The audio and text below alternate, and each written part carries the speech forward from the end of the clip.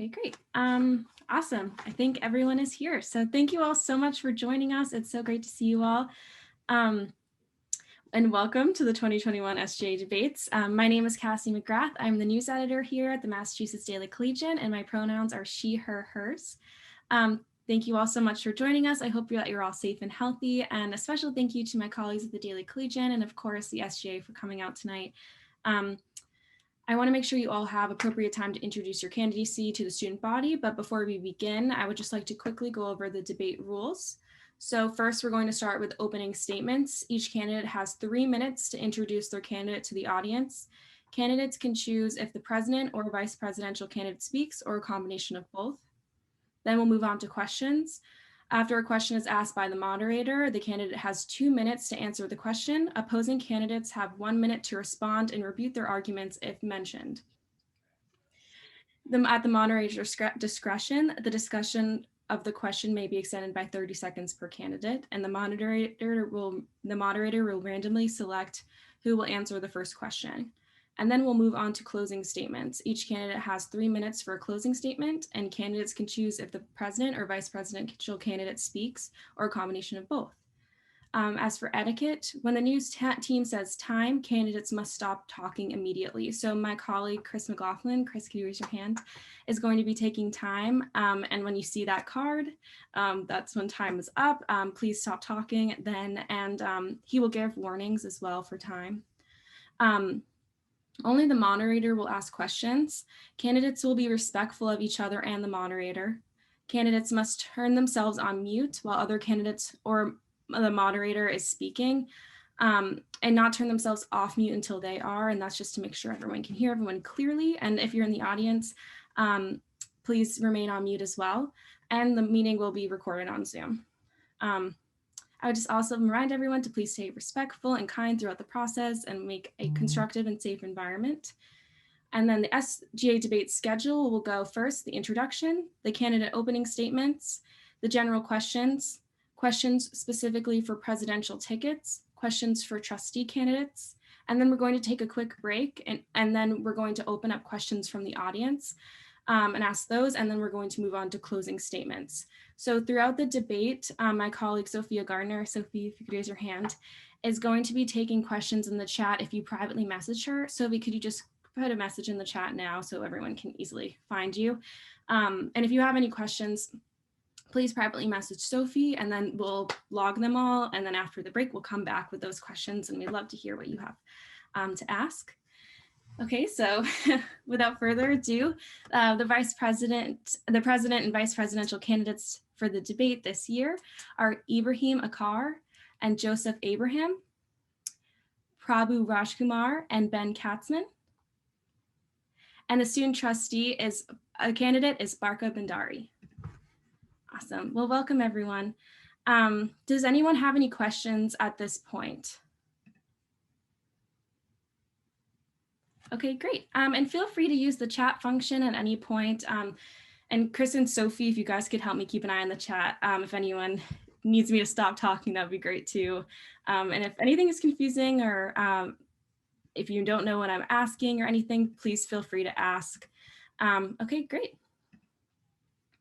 So before the debate, I did like a random selection moderator, and the first question is going to go to Barkha, and then after the next, sorry, so I'm not making this clear, but the first question will go to Barkha, the second question will go to Ibrahim and Joseph, and the third question will go to Prabhu and Ben, and then it's going to switch, so the first time around will be Ibrahim and Joseph, and then Prabhu and Ben, and then Barkha. So it just kind of moves to the first person that was the next in line, if that makes sense.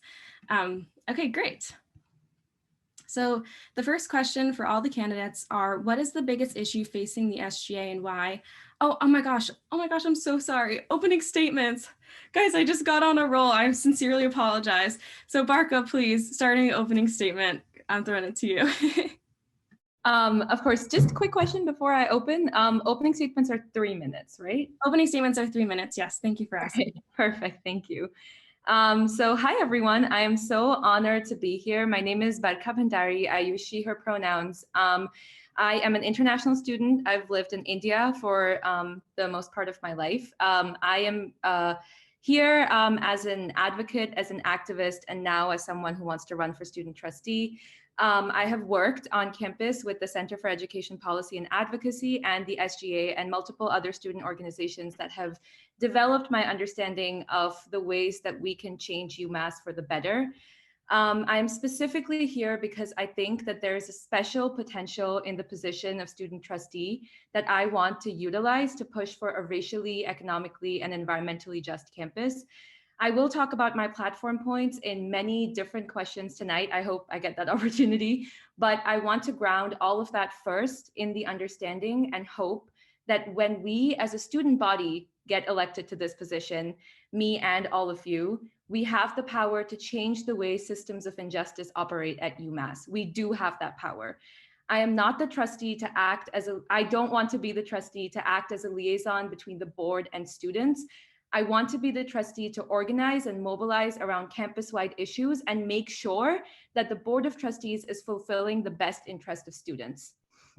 The board is essentially the higher-most governing authority over the UMass system. Their roles and responsibilities are many-fold, from funding allocations to the cost of tuition to our relationship with the local, state, and federal governments. We need to understand that actions in all of these different realms must be in service of the student body and workers. If they are not, I believe that it is the responsibility of the trustee and all of us to ensure that the Board of Trustees starts working for us.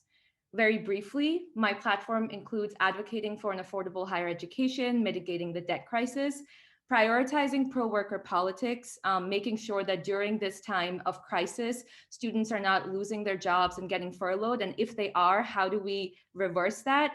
Challenging unequal hierarchies of power. I think it's unfair that the board gets to sit at the top and take decisions that are not always in the best interest of students and workers. So how can we challenge that? Advocating for campus-wide issues, specifically looking at our funding allocations, because the board decides that. We need to know where our money is going. And if it is not going in the places that we want it to go in, we can change that. And finally, democratizing the decision-making process at UMass. So asking questions about how we can all work together to take collective decisions. I am a student organizer and an activist, and I believe that the way that we can fulfill our goals best is by working together. And so today is a call to action to all of you as well to work with me if I get elected to this position. And I'm really excited and hopeful for this collaborative process as we reclaim our power and challenge unequal hierarchies of power. So thank you. Thank you. Thank you, Barkha. Ibrahim and Joseph. All right, so what's up, guys? I'm Abe. I get called both. It's fine. I'm running for president, and honestly, like about a month ago, I didn't really know what the SGA was, what they did. They just kind of seemed like, oh, this club that people thought they would like govern the student body. But then I started to do a little more research, and I heard about nominations for the elections coming up, and I thought, hey, these guys actually have a lot of say in what goes on campus, what happens for RSOs, and just representing the student body as a whole. So I did a little more research, and I found that out of the almost 25,000 eligible voters that are the undergraduate, only 2,000-ish students voted. That's like 9% of our student body. So I was like, okay, how is that any type of representation of the student body? They couldn't even get a double-digit voter turnout. That's kind of sad. And that's actually the reason I'm here right now. The reason I'm talking to you guys right now is because I want to be able to represent student demands. And I guess, there's been a lot of drama going on with the SGA recently, and a lot of people here are very aware of that. And I think that these are things that we need to highlight. The SGA is clearly, it's failing to live up to the standards that they hold themselves to. And I could just sit up here and be like, oh, I'm promising this and that and this and that. But that's cliche. I don't need to do that. It's all about putting the SGA in a better position to succeed. So, if you vote for me and Joe, you're going to be electing two people who not only care about student demands, but we also want to highlight things that maybe some students feel like are underrepresented, kind of like racial justice, holding our administration accountable, reducing the carbon footprint on at UMass campus, and other things like that. If you can understand the sentiment I'm trying to push here, it's always about building a better UMass, and it's not just for ourselves; it's for people to come. Other people might highlight their campaign on getting back tailgating and partying and stuff like that. And that's all fun and games. That's great. We all want to party. We all want to go out. We want to have in-person activities. But at the same time, we don't control the pandemic. We can abide by guidelines from the CDC and from the World Health Organization, as well as the state of Massachusetts. But these are things that are out of our control. So I think that it's really important to just remember that we have to get our priorities straight. If we can work on the SGA internally, not only are we going to put ourselves in a better position to meet the demands of the students on campus, we're also going to be representing these very, very important values like racial justice, which is really the main thing in our campaign, not just building a new rec center. So that's all I got for you guys. Awesome, thank you. And would you prefer Eve or Ibrahim? Eve is better. Okay, awesome. Thank you so much. And Prabhu and Ben. Hi, everyone. My name is Prabhu Rajkumar. I'm running for the position of SGA president, and my running mate, Ben Katzman, is running for the position of vice president. We're both senators from the class of 2023. I'm the chair of finance, and Ben is the vice chair for the SGA. So Ben unfortunately couldn't make it to this debate because he's been called to serve in the Army this weekend. So I'll be speaking for him as well. We're running because UMass deserves better. For far too long, SGA presidents have used this position just as a resume booster and as a way to give all their friends paid cabinet positions that they're terribly unqualified for. They've used this position as a way to pursue their own personal agendas and their own personal grudges, and students have been getting the short end of the stick for far too long. That needs to change, and that's why we're running, to put the needs of students first. We're going to work with university administrators to safely bring back more in-person classes and activities for the fall. We're going to safely bring back tailgates and larger outdoor gatherings this fall. We're going to do this by following state, local, and federal health guidelines. We want to make sure that everyone stays safe while we do this. We're going to be working to ensure that we're able to have a healthy balance of safety and also bring back some normalcy. We're going to be building a new wellness center that'll have more gym space in the rec, but it'll also have more dedicated practice space for club sports, and it's going to have more mental health resources. And this will be fully paid for by the SGA. We're going to be working with cultural RSOs to expand the authorized vendors list so that they can have more flexibility for the food that they can cater at their events. And we'll also have the SGA pay for the security costs that they disproportionately occur. Last, but most certainly not the least, we're going to be working with administrators to reform the student conduct process and make sure that it's focusing more on education rather than punishment. We want to make sure that if you break a small rule off campus, you don't get punished by both the law and the university for the same infraction. We're running to put the needs of students first. That's why our campaign slogan is Students First UMass. We'll be working to bring back a sense of normalcy to campus while also working to make it even better than it was before. So yeah, I hope you guys vote for me, and I'm looking forward to this debate. Great, thank you so much. So now moving on to the first question. What is the biggest issue facing the SGA and why? And we're going to start with Eve and Joseph. All right, so this kind of builds off what I was saying in the opening statement. Me and Joe, we kind of experienced firsthand what we think is the biggest issue facing the SGA, and that's internal issues. We don't really see the SGA as something that students can rely on currently. Obviously, if we were to be elected, that's a major change we would look to make. But we were left in the dark on a very, very odd, peculiar situation that went down about a week ago with the whole injunction and all that. And I think that a lot of things might have been taken out of context, and a lot of people were given shade, and a lot of people were treated poorly. And you got to remember, at the end of the day, everyone's a student. But if we can work to fix these internal issues that you can see SGA people, oh, we're going to help this guy out because they're our friends, stuff like that. Or just maybe, even if that's not true, maybe just the sentiment just the idea that exists, that's an issue that we want to work. And I know that Joe wants to add something here. So. Yeah, for sure. So I think that everything that Eve said is totally true. We have dealt firsthand with this dysfunction, and both Eve and myself have gone to the most previous Senate meeting to actively call this out, even just as regular students. We think that this is incredibly important. We think that there are even if there isn't favoritism being played out, there should not even be the question of that. We feel that it's the SG, and oftentimes it's the SGA versus the students rather than the SGA working for its students. That's something that we want to work on. We don't want people from the SGA fighting students. We don't want them like making fun of students in and out of the SGA. We want to work with absolutely everyone. That is our main goal. That's time. Just in time. Great. Thank you. And Barkha. Thank you so much. Okay, so the biggest issue that is facing the SGA, I think there's a couple of things to talk about here, but I do want to highlight first and foremost that I think many of the people in the SGA, but more important than that, outside of the SGA, do not really know the power that this institution has in being able to mitigate issues on campus. I want to talk very briefly about a document called the Wellman document.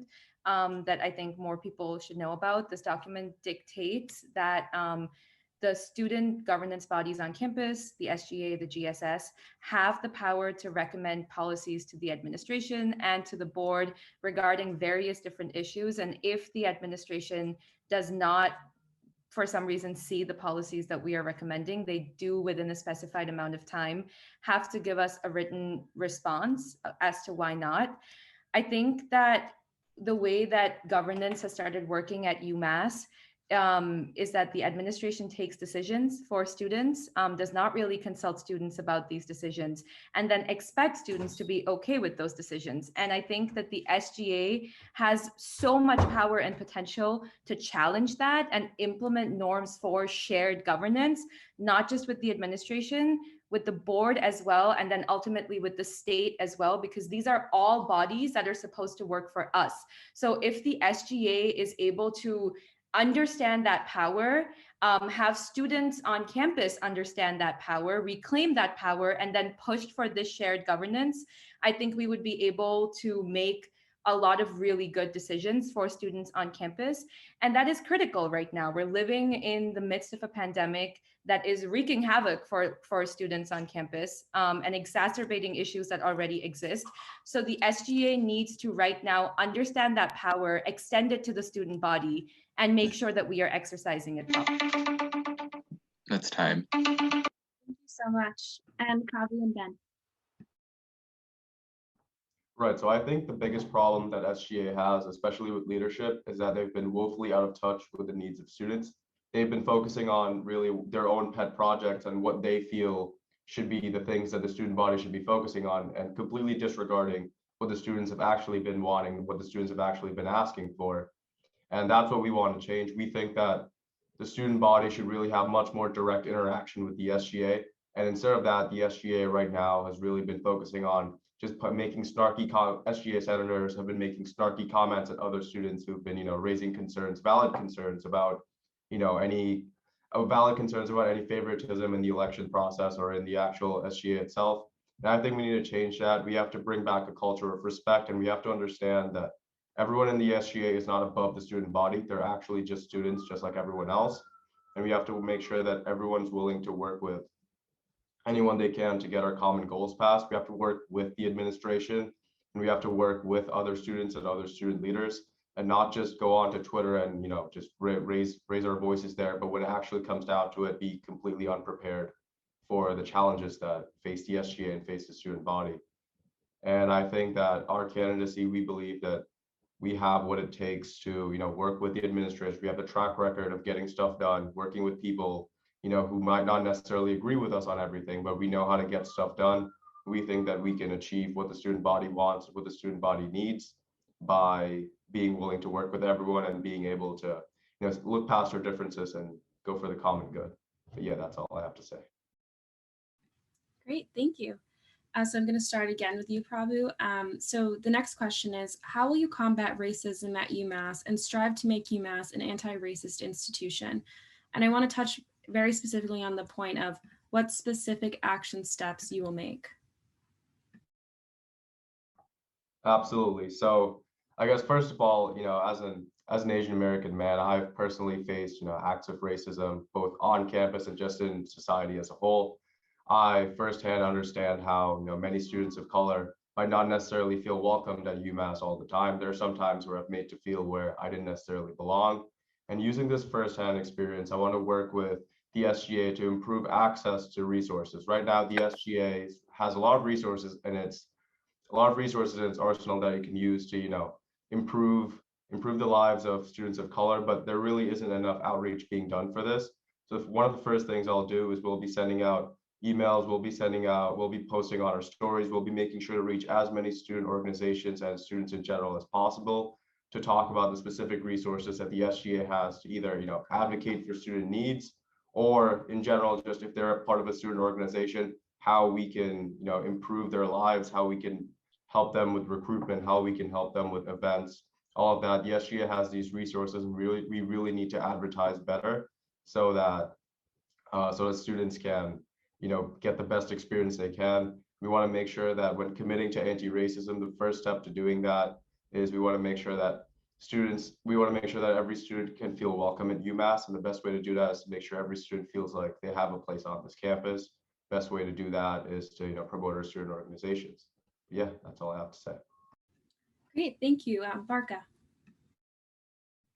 Thank you. I think this is a really important question, and I do want to ground it first in saying that we need to develop shared analyses about racism in the US and by extension racism on the UMass campus, and understanding that this racism is systemic. It doesn't operate in isolated events that we see on campus.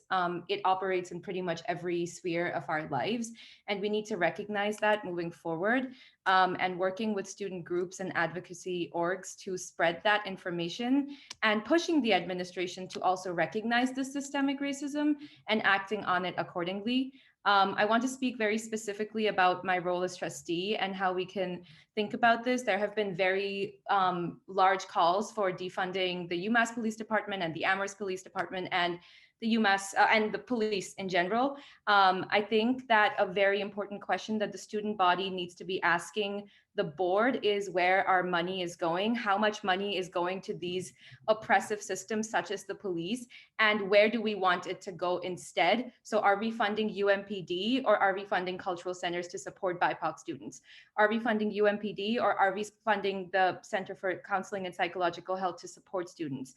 Are we funding the illegal occupation in Palestine, which has intersections with racism in the US, or are we funding support systems for Palestinian students on campus? These are all issues that we need to be talking about and asking students to also think about, to collaboratively then build power and make sure that our money is going to places and systems that support us and don't oppress us. And that is something that the position of the trustee is well equipped to do if we are able to build power collaboratively and challenge the board and the administration. Yeah, thank you. Thank you. And even Joe. All right, so the problem of racism at UMass's campus is something that I've personally been a victim of. Freshman year, it was fall 2018. A lot of people here actually probably know what happened. I lived in Melville Hall, and somebody happened to go into one of the bathrooms in Melville and wrote an extremely derogatory racial slur, and they were targeting the people who live there. That's something that really, really turned me away from wanting to listen to, what UMass's administration had wanted to do as a result of that, because they essentially just sent out an email and said, "We're sorry that this happened." And that's actually where the reformation needs to begin. UMass's administration is like notorious for fumbling the ball with these types of things, and it's not just racist attacks against Black people. There's plenty of other minorities that exist on campus, and they are victim to hate crimes as well. And I think that specific acts that we should take is greatly like it's based in the fact UMass administration needs to make the message clear. This is not something that is acceptable. This is something that if you are caught, you will be severely, punished for, because you cannot like continue to spread this idea of hate, this idea of superiority.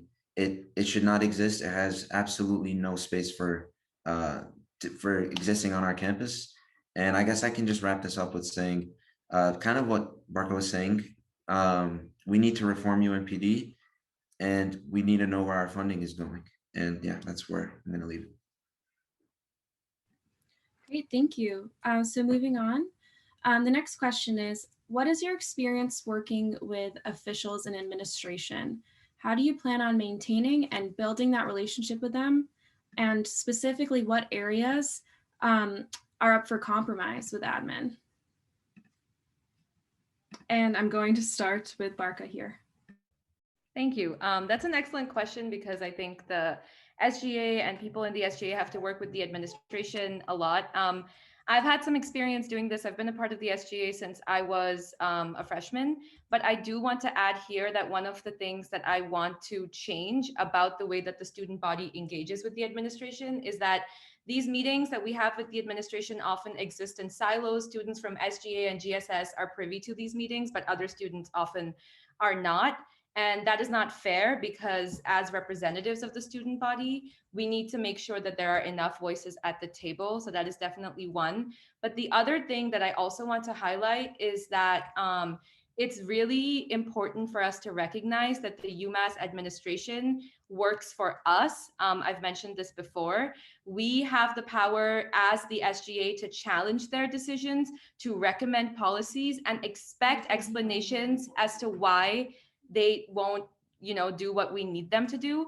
And in recognizing that, we need to push for the things that we need with the analysis that they work for us. Because I think it's really important to build a relationship with the administration, but that relationship has to be one of shared governance.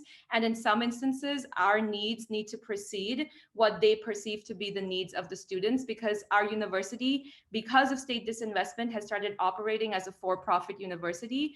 That profit does not come to the students. So how do we as a student body take power and push for decision-making that is collaborative and democratic, in understanding that the administration works for us? So in all my time here, I've tried to challenge this hierarchy of power, and I want to continue to do so with students collaboratively moving forward. Thank you. Can we do an extra 30 seconds there, Chris? Because I want to hear what Barkha has to say about maybe areas of compromise or important areas in these conversations with admin as well. Chris, are you good? Great, thank you. Areas of compromise in terms of conversations with administrators that have areas we have compromised before, or just areas that are up for compromise with administrators. Okay, I'm a little confused about the question, but I'll try to answer it. Areas that are up for compromise in terms of the things that we can compromise? Yes, like issues. Okay. I don't think that there should be any area that is up for compromise. Like I said before, the administration works for us. And while this needs to be a collaborative process, if during that collaboration, the crux of our needs are not met, then that cannot be compromised. That these are not, whether it's racism, whether it's environmental justice, whether it's food justice, UMass has all of these issues. These problems need to be acknowledged, and the goals that we are setting for ourselves cannot be compromised on, because the administration does have the Sorry, it's time. That's okay. Can I wrap up real quick? The administration does have the power to give us exactly what we need if we are able to advocate for it and convince them to advocate for it to the state as well. So I don't think there should be any area of compromise. Thank you. Thank you for your patience also in the confusion of that question. I just wanted to make sure we touched on it because it was kind of a long one. And so Ib and Joseph. Yeah. So I'm currently the president of the Arab Cultural Association. I'd say that my experience working with officials in the administration is somewhat limited. I've actually never been part of the SGA before, so I can't say that I've been, building great relationships with them. However, I can say coming into, the position of president, I would 100% be willing to negotiate and to build extremely positive relationships with the administration as a whole. Obviously, I critique them a lot. That doesn't mean that I don't want to talk to them about anything and everything that there needs to, be discussed. In terms of areas of compromise that are up for compromise, I don't think anything should be up for compromise. If we're truly going to be fighting for something that we believe students will benefit from, then there should be no room for compromise, or there should be nothing that we're willing to sacrifice. And I think Joe might want to add something. Yeah, I agree completely. I think that Barkha said it perfectly. There really shouldn't be any areas of compromise. The only thing that we have to keep in mind is that the UMass administration, at the end of the day, they don't necessarily have to listen to us. We want them to. We will push them to as hard as we can. But if something doesn't align with their ideals, they will say no, too much money. And if we let them get away with that, give them an inch, they'll take a mile. So we have to we have to push them to stand up for ourselves. And we also, but at the same time, we also have to keep in mind the budget that they're running off of. Like we can't just say like, oh, we want this building torn down and replaced with amazing like amazing brand new facilities, just because it's not going to work like that. We have to make realistic goals to push them on. And Prabhu.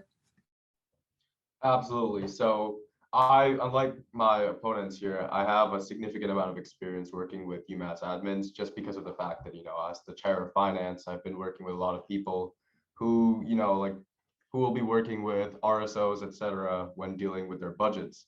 So that is my experience working with officials in UMass administration.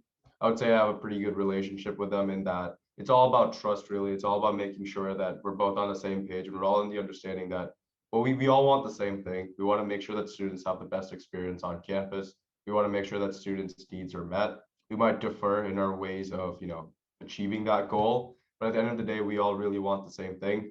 And, calling them out to some extent is beneficial, but saying that, you're never going to compromise, or there's no room for compromise whatsoever, that's just going to mean that since the administration, just by virtue, has more power than student organizations, they're just going to get their way and we're not even going to get a seat at the table. You want to make sure we have a positive relationship with them, and we might disagree on a lot of things. The chances are we will be. I personally, and Ben can attest to this as well, we disagreed a lot on the way COVID-19 was handled. We disagreed a lot on how student organizations are handled, but we want to make sure that we don't necessarily let these differences get the better of us. And so in terms of compromise, we're not going to completely throw away what we're working for, but we will be making sure that it might take a little longer than expected to get our goals achieved, but we will get them done eventually. So that's what we talk about when we're talking about compromise. We're going to make sure that we have a good working relationship with the administration, because that is something that past leadership of SGA absolutely does not have. And that's the biggest reason why SGA can't even advocate for students anymore, because past presidents have just completely destroyed the working relationship they had with administration. We want to repair that, we want to rebuild that, so we can actually have a seat at the table and we can advocate for students. That's I yield my time. Thank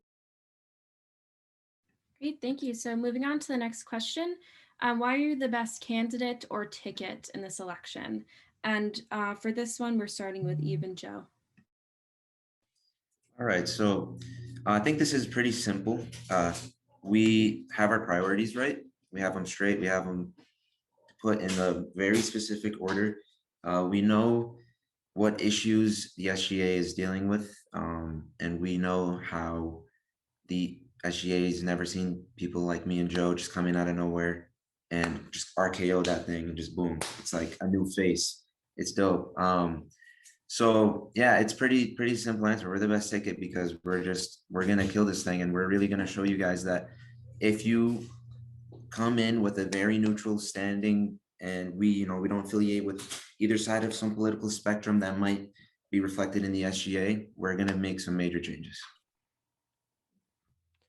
Yeah, I think I would also like to add that we really don't want to divide either the student. We don't want to divide the student body. You know, we don't want members of the SGA to feel like they aren't being heard. We don't want members of we don't want members of the student body to feel like they aren't being heard. We're trying to cast we're trying to cast a wide net.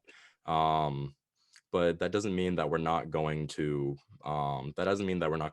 stand for like progressive assuming assuming that doesn't mean that we're not going to stand for progressive policies.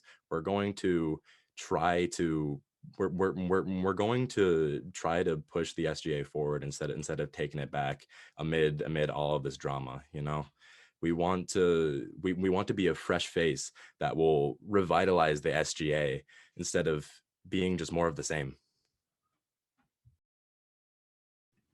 Great, thank you. Next, Prabhu. Right, so I think, So much. sorry, I think we got interrupted a little bit by someone's phone.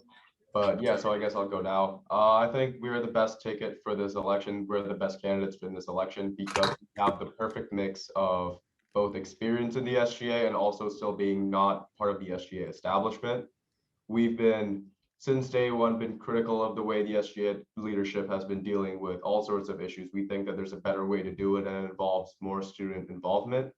And instead of just trying to say that, oh, this is our idea, this is our plan for doing this, and you're all going to follow it and you're all going to like it, and if you don't like this, you're a terrible person. We don't want to alienate anyone like that. That's why we're not part of the SGA establishment. We're not the kind of candidates that have been super supported by the majority of SGA, and the majority of SGA has been pulling some strings to make sure they appear on the ballot. We're not those candidates, but at the same time, we have enough experience working in the SGA that we know how to actually get our goals done. We don't make promises that we can't keep, unlike past administrations that have promised the moon and really just not delivered anything. We want to make sure that everything we've promised in our platform, we can deliver all of it, and we're confident that we can deliver all of it because we have the experience working with the administrators, we have the experience working with the SGA as a whole, and we have the experience getting student engagement, getting their opinions, getting their responses on polls, making sure that their voices are constantly being heard. We've been constantly reaching out to students and making sure that they feel involved in the decision-making process. And that is why we're the best ticket, because we're the best mix of experience and also the best mix of being outsiders and being more about the needs of every student and not just what the SGA itself wants. You have the perfect balance of these things, and that is why I believe we're the best candidates. Yeah, I yield my time. Thank you. And Barkha. Yeah, thank you. Interesting question. I do have to say, I think I'm the only person on the ballot, but let's say that there are write-in campaigns as well. I think that I am well suited for this position because I've had experience working with advocacy groups outside of the SGA, and I have tried to be intentional about spending my time understanding how the SGA can be used as a tool to amplify the advocacy and activism of these other groups on campus. But I also want to add here that a part of making sure that an elected representative is the best representative that they can be is also encouraging that the student population holds them accountable to the things that I'm saying today and the things that I intend to do. So I do encourage everyone here to hold me accountable if I get elected to the standards that I am talking about right now. And I want to facilitate that process by constantly engaging with the student groups that I am trying to serve. I've started taking meetings with the RAPM Union, with the Racial Justice Coalition, with SIPA, with a bunch of different student groups to make sure that their best interests are represented. Because like I said before, I don't want to act solely as a liaison between the board and students. I want to act as a representative of the students so that the board can serve our best interests. And that is only going to happen if at every stage of the process, I am being held accountable for my actions and being pushed in the right direction, because my job is to represent the right direction according to the students on this campus. So I think that is how an elected representative can be the best candidate. And I encourage everyone, this is also another call to action, I guess, to hold me accountable as I navigate this position with all of you collaboratively. Great, thank you so much. And Eve has a 1-minute response to Prabhu. Chris, are we good on time there? Awesome, go ahead. All right. Yeah, I just wanted to ask you, Prabhu, do you think that your history with the Twitter incident would put you in the position to be the right ticket to vote for? Because I'm curious about that. Right, so I'm glad you brought this up. So I believe that, like everyone, people, we make mistakes and we continue to learn from them.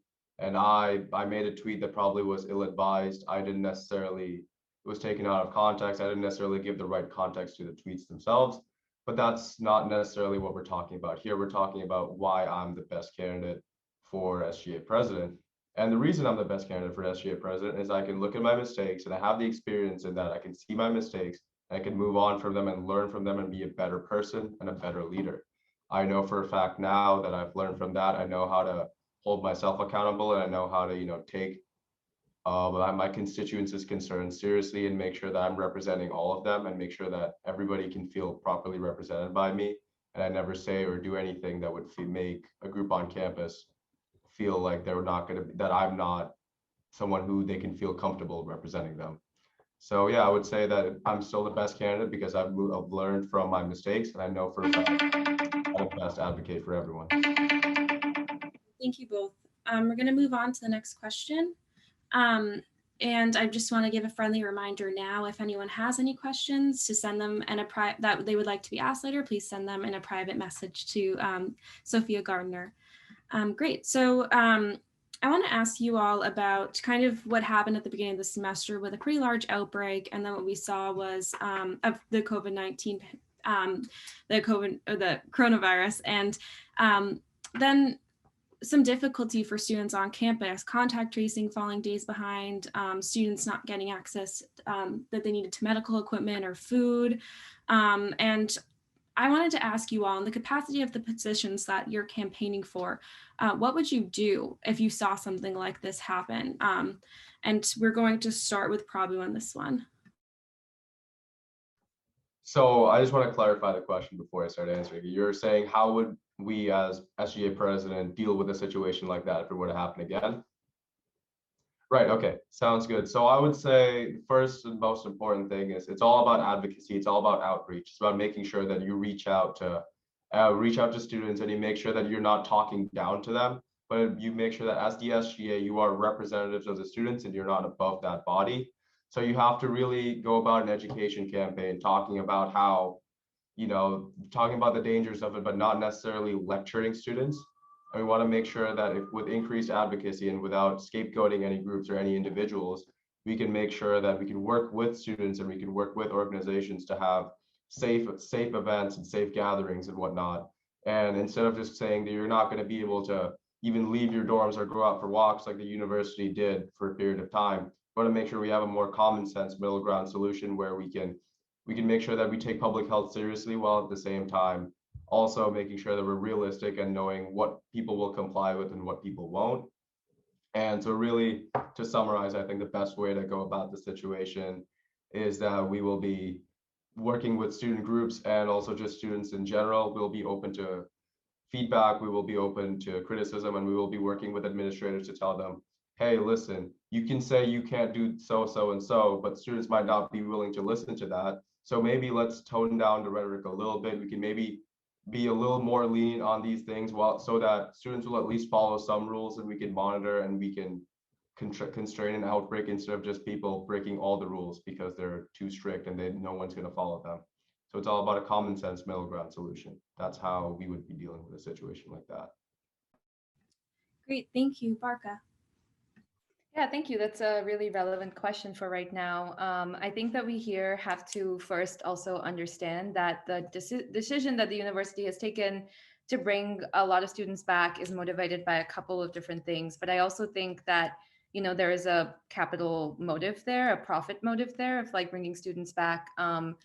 because that is getting more money into the system, the university system, and is not necessarily in the best interest of students always. But that being said, because I know that some of this was a collaborative process where students also wanted to come back, I think that in a situation like this, and we keep having outbreaks, we need to be able to advocate for students' needs caused by these outbreaks, and that includes, students being food insecure, students being housing insecure, students struggling with their academics. These are all things that the university needs to support students with. So making sure that we're advocating for a food pantry, making sure that helping students with rent and that type of thing, making sure that there are mutual aid networks that the university is supporting financially.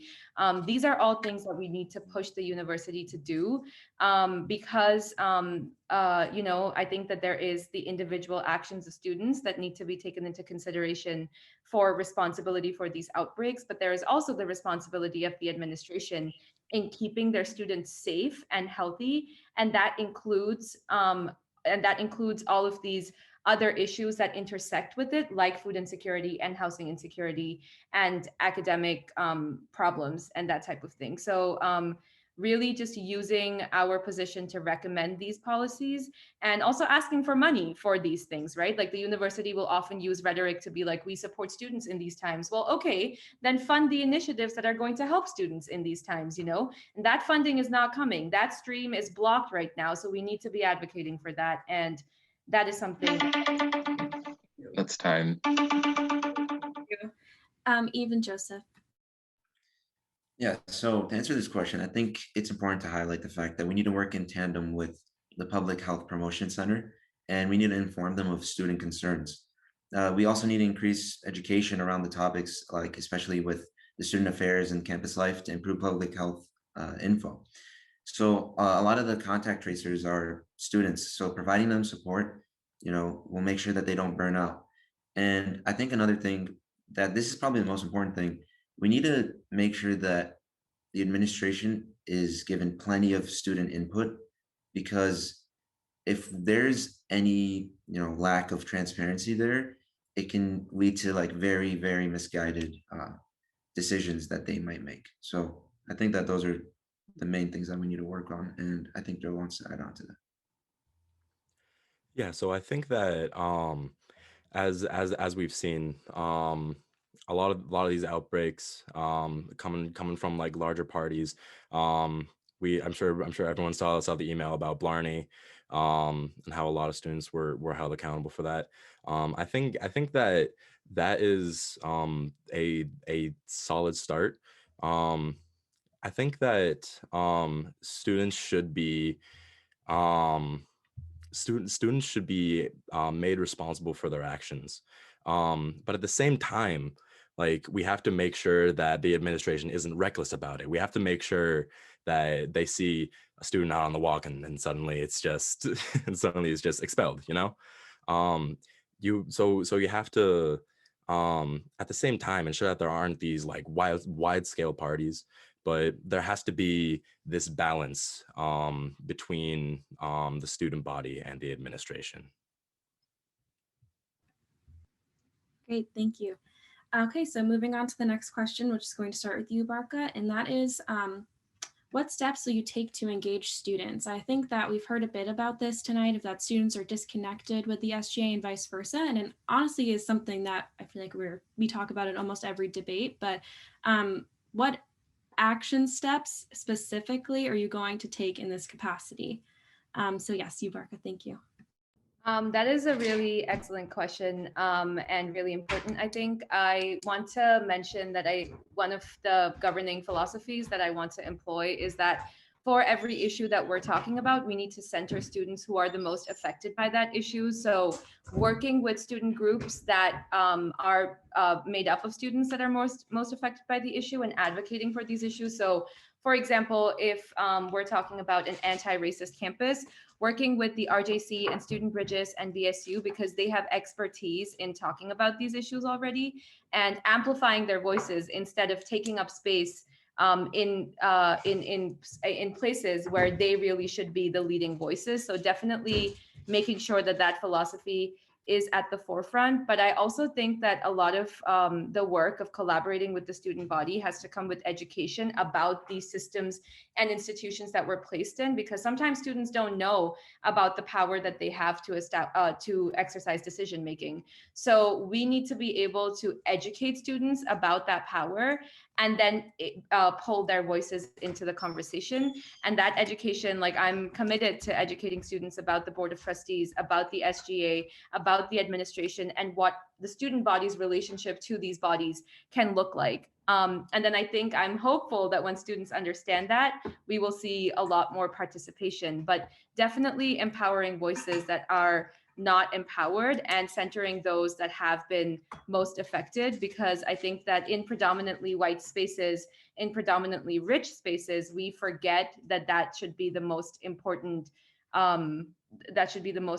ideal, is making sure that we're creating space for people who are the most affected by these issues. And we have over 500, I think, student groups on campus. So understanding that nuance in this and bringing students in to talk about the issues that impact them. Awesome. Thank you. Even Joe. Yeah, so this is actually, what a lot of people probably know us for, that we really advocate for wanting to bring how we are a new face in the SGA. We're bringing a new perspective. We're not just bringing a new perspective, we're bringing the student perspective. And, we kind of want to change how SGAs kind of had this issue where they really protect their own. It's been kind of like an echo chamber for themselves. And just the fact that we have the ability to reach out to a lot of individuals who, like myself and Joseph, we just know a lot of people who lead RSOs, who lead student groups on campus. Personally, we just have established relationships over the last 3 years at UMass. So being able to do that, we'll be able to reach out to these leaders who might lead a smaller group, and then they can put that onto their followers. And the way that ripples out into the greater student body will be the main way that we're able to pull the student perspective into the SGA, and then as a result to the administration. And I know Joe also wants to say something on this. Yeah, so I think Ebe and also Barkha, on top of that, both made excellent points. I think that targeting RSOs to be able to try to build this understanding between the SGA and those student organizations is incredibly important. Not just for like trying to examine like, oh, how do we like target a specific issue, also just building that relationship with the student body, sort of trying to amend the relationship that has sort of been torn between excuse me, that's sort of been torn between the SGA and the student body, so that we can effectively advocate for these students. It's so important to have that huge outreach. Thank you. Great. And Prabhu. I think the best way to increase the way students can be engaged with the SGA is to reach out to them directly. We need to do more high engagement. We need to have more high engagement posts on social media, for example. So what we found is that polls have higher engagement than just asking questions. So polling the student body, directly reaching out to your friends who might be in different student organizations that might either be in leadership or just rank and file members, reaching out to those people, having their voices heard, encouraging people who are not part of the SGA, just regular students, to actually show up to SGA meetings, make announcements, ask their questions, and really make their voices heard. Because these are things that students are able to do, but just because of a lack of information and a lack of really communicating this properly to the student body, we haven't been able to really make use of this power that we have as students. We need to hold our leadership accountable, and that goes for both student leadership and also our administration. And the best way to do that is to directly reach out to students, to directly reach out to student leaders and to student organizations, and hear their perspective, hear about their problems, know what they need from student government, and have that information, and then best advocate to the administration, or best advocate in student government itself. And we need to really and the future is digital, and we really need to step up our digital marketing and our social media game. And the best way that we can, reach as many students as possible is to have higher engagement posts on social media. But yeah, that's what I think. Great, thank you. So the next question, which is something you all touched on a little bit so far, is about how the SGA interacts with a variety of different organizations on campus. So SGOs, advocacy groups, cultural groups, the Greek life. And how would you effectively address the concerns and goals of these groups if elected? And we're going to start with Eve and Joseph on this question. Yeah, so being the president of an RSO, I know how, I know how they work, it's not that complicated. Most RSOs have a very small e-board and they have general body meetings throughout the semester, and that way they can reach out to their community and kind of just go through whatever their group like has to say or wants to do. I know my group, the Arab Cultural Association, we want to spread, the influence and just teach people about Arab culture and heritage.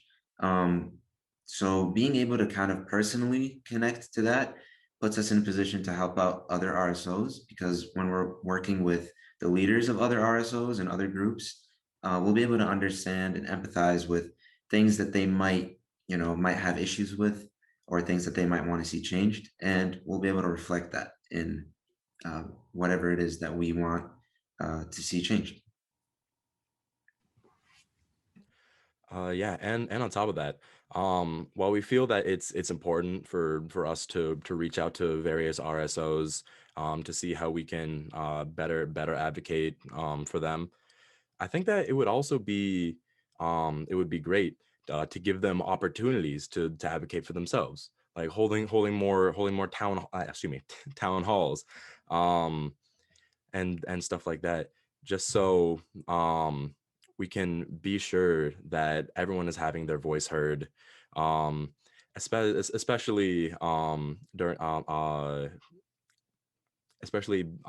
during like high impact situations, um, like budget season, for example, when RSOs want to advocate like why they deserve a bigger budget and whatnot.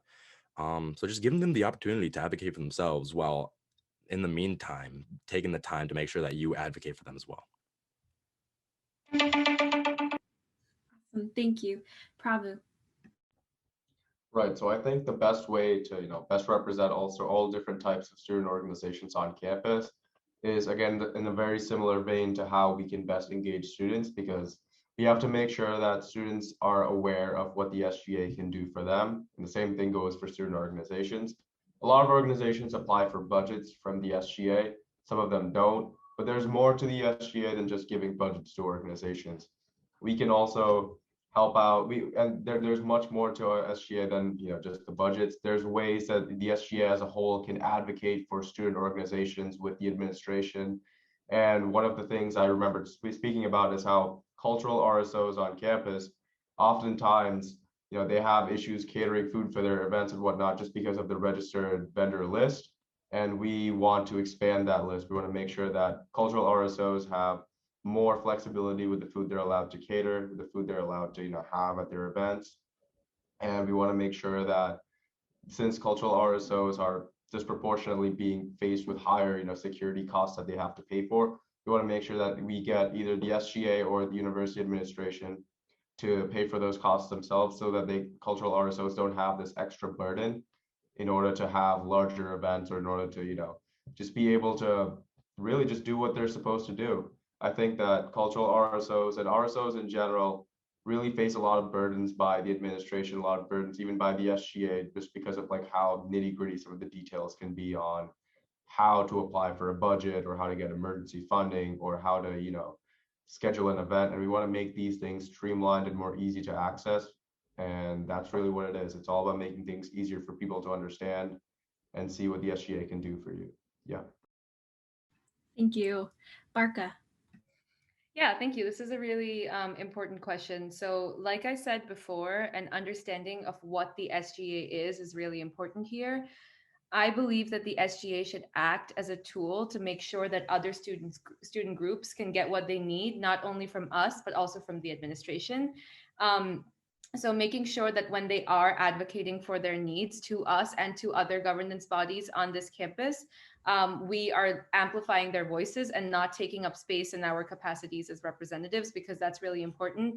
But one thing that I do want to touch on is, after we create the space where students can come and advocate for their needs and RSOs can come and advocate for their needs, we need to make sure that our institutional mechanisms are not limiting those needs, but innovating themselves and evolving in a way that those needs are met. Because I think that there has been a history of students and RSOs coming to the SGA saying that this is what they need. And then because of the process mechanisms that we operate within, we sometimes have to say no. We sometimes have to say that, like, this is not possible because of the funding, because of the way that things are structured. And I think that we need to understand that as representatives, we have the power to change the rules if the rules are not working for students. So yes, the first step is making sure that there are spaces where students can advocate for their needs. But the second step is making sure that after they have advocated for their needs, we're fulfilling those needs, because that is our job, that is the administration's job, and that is the state's job. And I think that that is really something that everybody in the SGA has to understand, and then communicate that to different RSOs, whether they're political or cultural, and even outside of RSO students that are advocating for their needs. So yeah, I think an understanding of who we are and who we serve is important, and an understanding of the fact that we have a blank canvas. Like, we can help students the way we want to by changing the rules for them. Great, thank you. So the next question, which is going to be starting with Prabhu, is what have you done to advocate around college affordability and food insecurity? How do you plan to support first generation, low income, or impoverished students in your role as SGA in regards to everyone, president, vice president, or trustee? I think the best way to advocate for that is, just the SGA as a whole is supposed to be representatives of the students. And we want to make sure that we're accurately representing what the students want. We have to do a lot more outreach to find out where are the specific places in which students have these issues. And we have to advocate to the administration that, hey, we need more resources going to here, here, and here. We have a plan for that. What are your thoughts on that? And then we'll have to make sure that we can come to an agreement, because at the end of the day, the SGA can only do so much. The administration, on the other hand, can do much more. And the SGA should be advocating to the administration so that we can get more resources where they're needed, so that more students can get the help that they need. We want to make sure that no student has to go hungry. And I know that the SGA passed a motion asking for the administration to adopt the Swipe Out Hunger program. And I'm fully in support of that. I voted yes on that motion as well. But more than that, as president/vice president, we will be working with the administration to best streamline that process and make sure that this happens as soon as possible, make sure that students are aware of this. And we want to make sure that no student has to go hungry on a college campus. No student has to go hungry at all. We are having the resources that will be given to the necessary places so that all students can be supported. And similarly, as far as college affordability is concerned, we want to make sure that we work with administrators, and we work with, more than just administrators, we work with actual people in the State House, in the State Senate, et cetera, just using our voice, using our platform to streamline the overhead costs that are there in college education. That's really one of the biggest reasons why college tuition has continued to rise. There's so many administrative positions that are existing, but they don't necessarily seem to do too much. And that's just increasing the costs that students have to pay. And we want to make sure that when we reduce the cost of education, tuition also falls. Great, thank you. Barkha.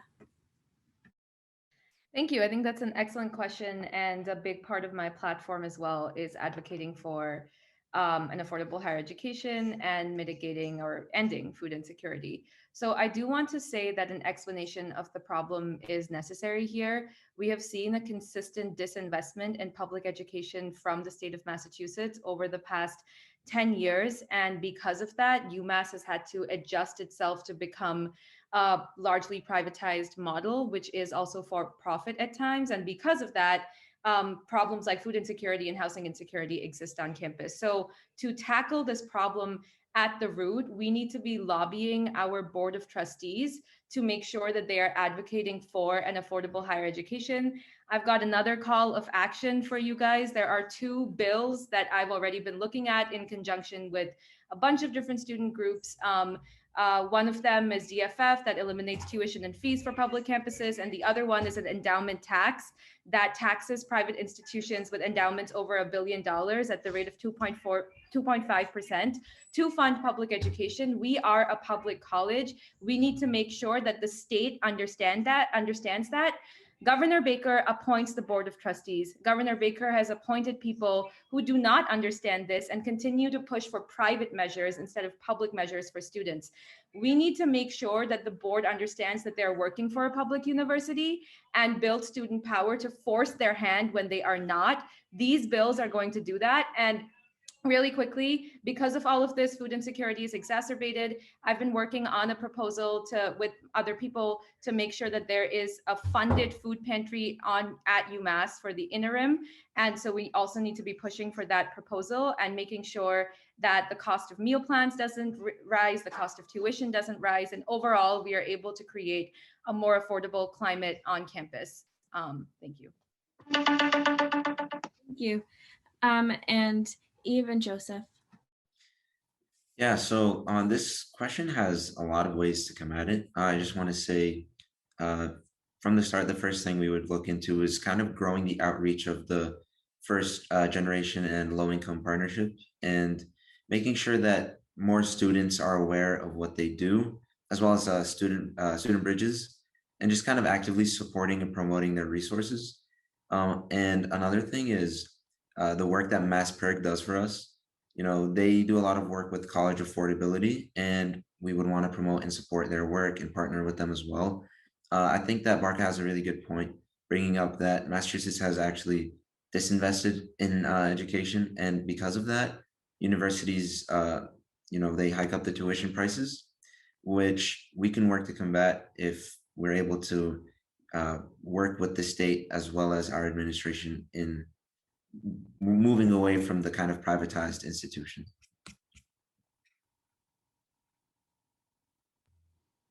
Yeah, so going off of what Ebe said, I see that Phenom Abin is in the chat, which is actually great. If you don't know Phenom, I believe it stands for Public Higher Education Network of Massachusetts, I believe is what it stands for. Correct me if I'm wrong. Okay, thank you. So yeah, I think that it's super important to work with groups like these, so that we can actively support, sponsor their events, and actively get the word out. Seems like they're doing a good job of it in the chat right now. So when there is, if we do end up having a food pantry on campus, then we want to make sure that it's available to people who need it, and that it's also sustainable, so that we can maintain it over a long period of time. Great, thank you. Moving on, the next question is going to start with Barkha, and that is, what impact would you like to have on the budget or finances of UMass, especially in regards to the financial hardships made by or made worse by the pandemic? Yeah, that is an excellent question. Again, here the responsibilities of the board are very, very important. The board does view the UMass budget and then approves it or doesn't approve it. And then that also leads to decisions about the cost of tuition, whether it's going to rise, whether it's going to fall. We need to make sure that we're using the board as a space to speak up about the budget of UMass and how we can properly advocate for no hikes in tuition, because while we're advocating for these pieces of legislation, while we're advocating to abolish debt for students, we also need to be advocating for no tuition hikes. That's really important, and that's something the board can control. I've been putting this in the chat. If we send emails to the board, if we write letters to the board, if we write op-eds, if we make sure that we use the board as a space to advocate for fully funding the UMass budget, we are going to be able to make sure that this happens if there's enough pressure from the students. But also the second part of this is making sure that we're advocating for the right things in the UMass budget. Like I said, our funding is very important. SGA has the power to influence that.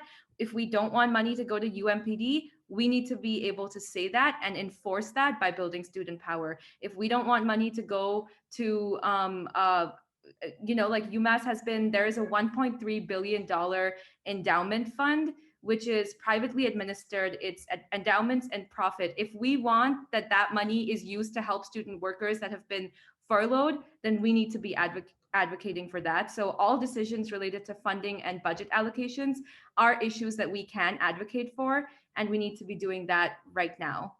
So I would like to use my position to be able to facilitate that collaboratively with other students. Great, thank you. Even Joseph. I'm sorry. For some reason, I'm like, I couldn't find the question in the chat and it was cutting out. So okay. would you mind repeating that? Of course. The question was, what impact would you like to have on the budget or finances of UMass, especially in regards to the financial hardships made by or made worse by the pandemic?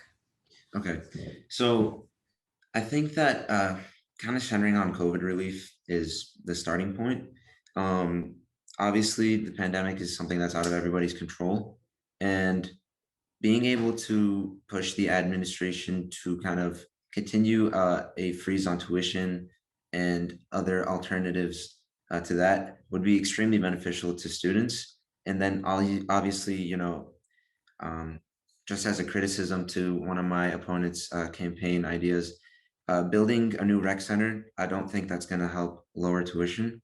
Obviously, if they have some idea where there's a way to do that, then that's great. But focusing on things that are a little more important is where we would want this to go. And yeah, make sure there's no other exorbitant things that they're spending money on would definitely help the cause. And then I think Joe also wanted to add something to that. So yeah, so on top of that, I think it's important to bring up what the university has prioritized. And one of the most recent one of the most recent sort of what's the word I'm looking for? One of the most recent like Costa University has been building Worcester. It cost over I believe it was around like $65 million.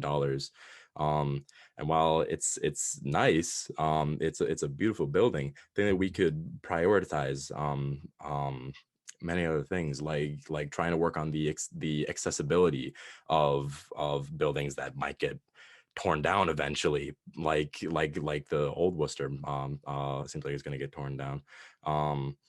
Additionally, I think that looking at the budget of the UMPD is also incredibly important.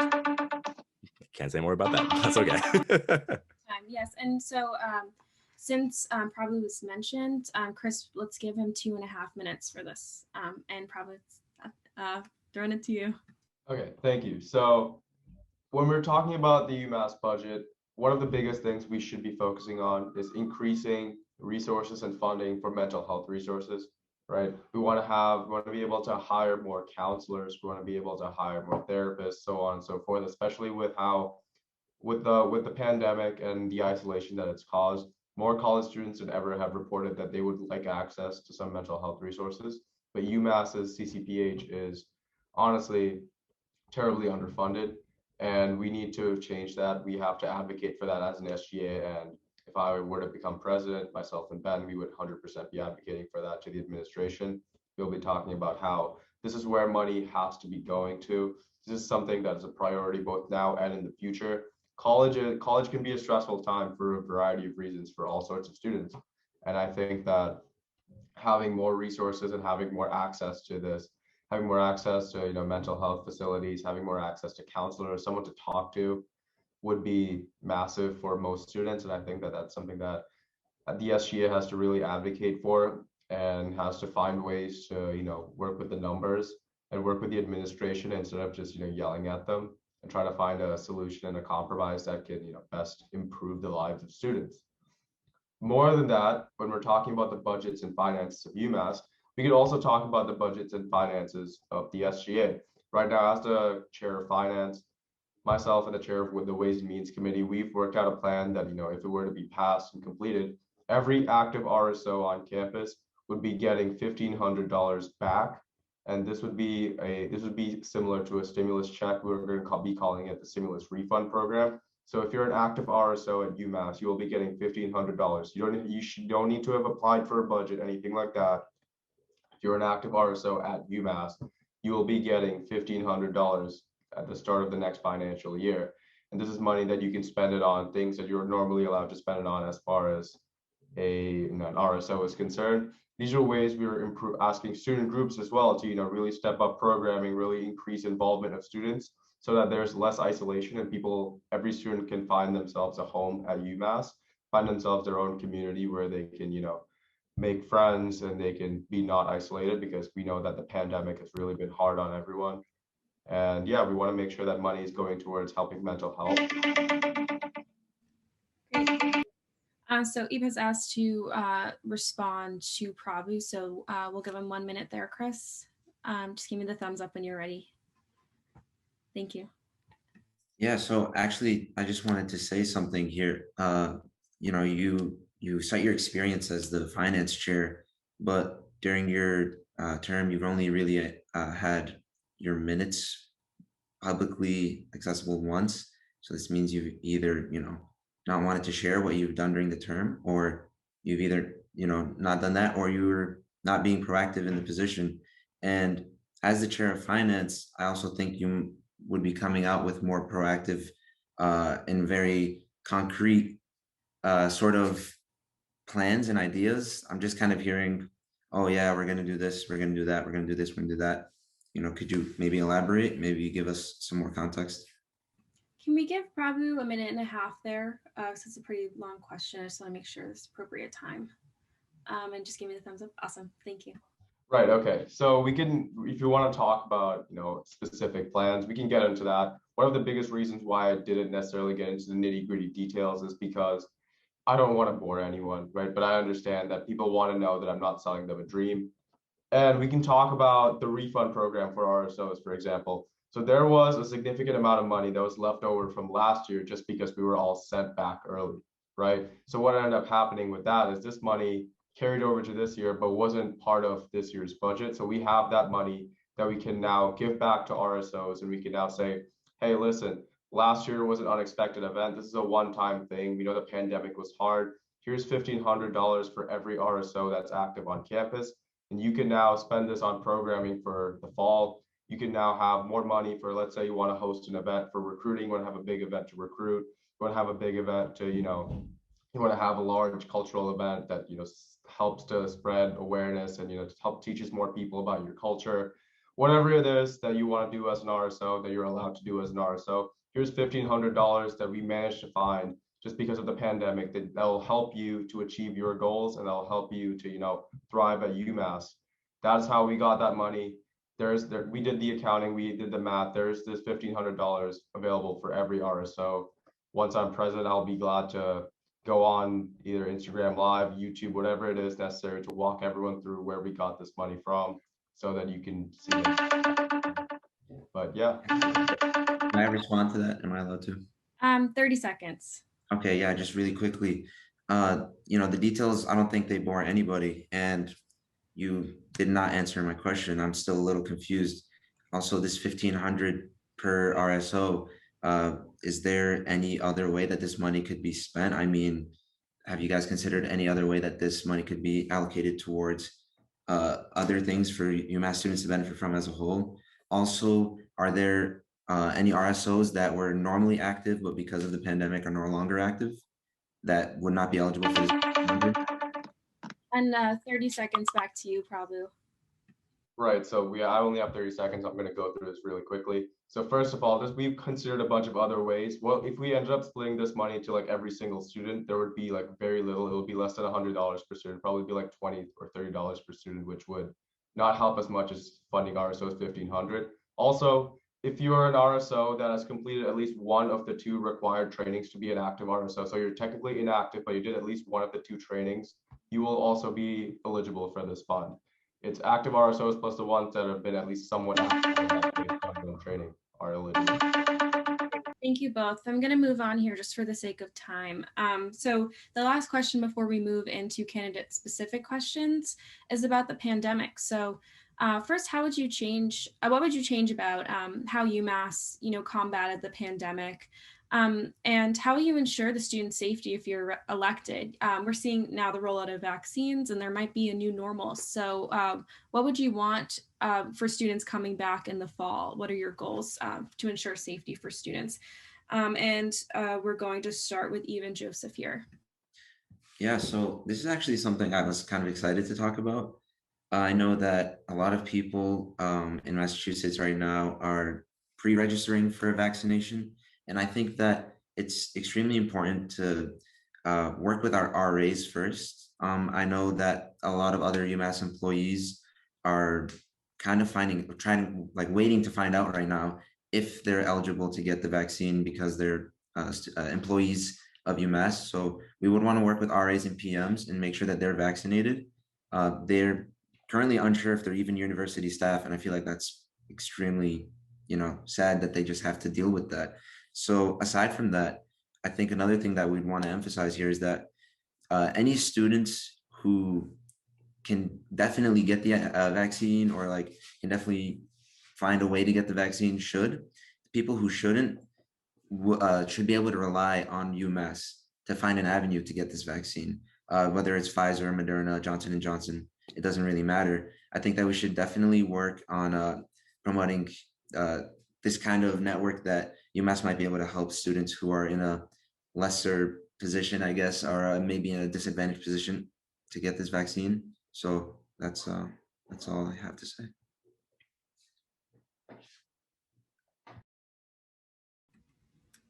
Okay, sorry, I wasn't sure if Joseph was going to add anything there, so I wanted to give you a second. Great. I'm going to repeat the question and then put it in the chat. Sorry, it's tough for me to do both at once, and I want to make sure it's clear.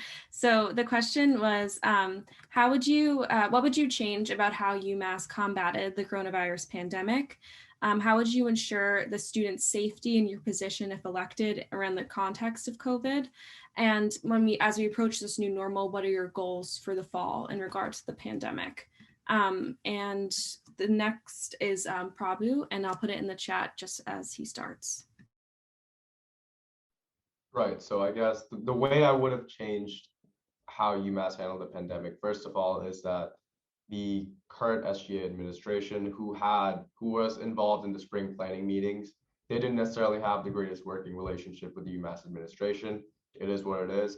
The first and most important thing I would have done is I would have worked to have a much better working relationship with UMass administration so we could be more privy to the details and the specific planning that the administration was doing instead of just telling them what we want but having none of our needs met. Furthermore, we would have been less naive than the administration was. The administration thought that they could bring back students and have all of these rules and that students were just going to follow them, despite the fact that a lot of them were pretty strict and much more harsh than students would have had at home. And the way to have combated this would have been maybe having slightly less strict rules, but at the same time, having realistic goals and knowing what students will and won't follow by a significant margin. And that way we can actually control and combat the spread instead of just expecting students to follow much stricter guidelines and then being surprised and shocked, when students don't actually follow them.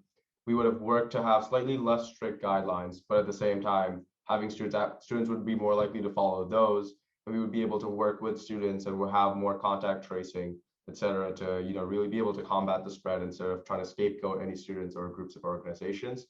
And also, one thing we wouldn't be doing is kicking students out of housing in the middle of a pandemic when a lot of people are actually getting housing insecure. It's honestly baffling how the university thought they could kick people out of housing now in a time like this, in an economic crisis like this. It's honestly disgraceful, and I think that is one thing that we would absolutely not be standing for as a president if I were to be elected. But yeah, that's all. Great, thank you. And Barkha.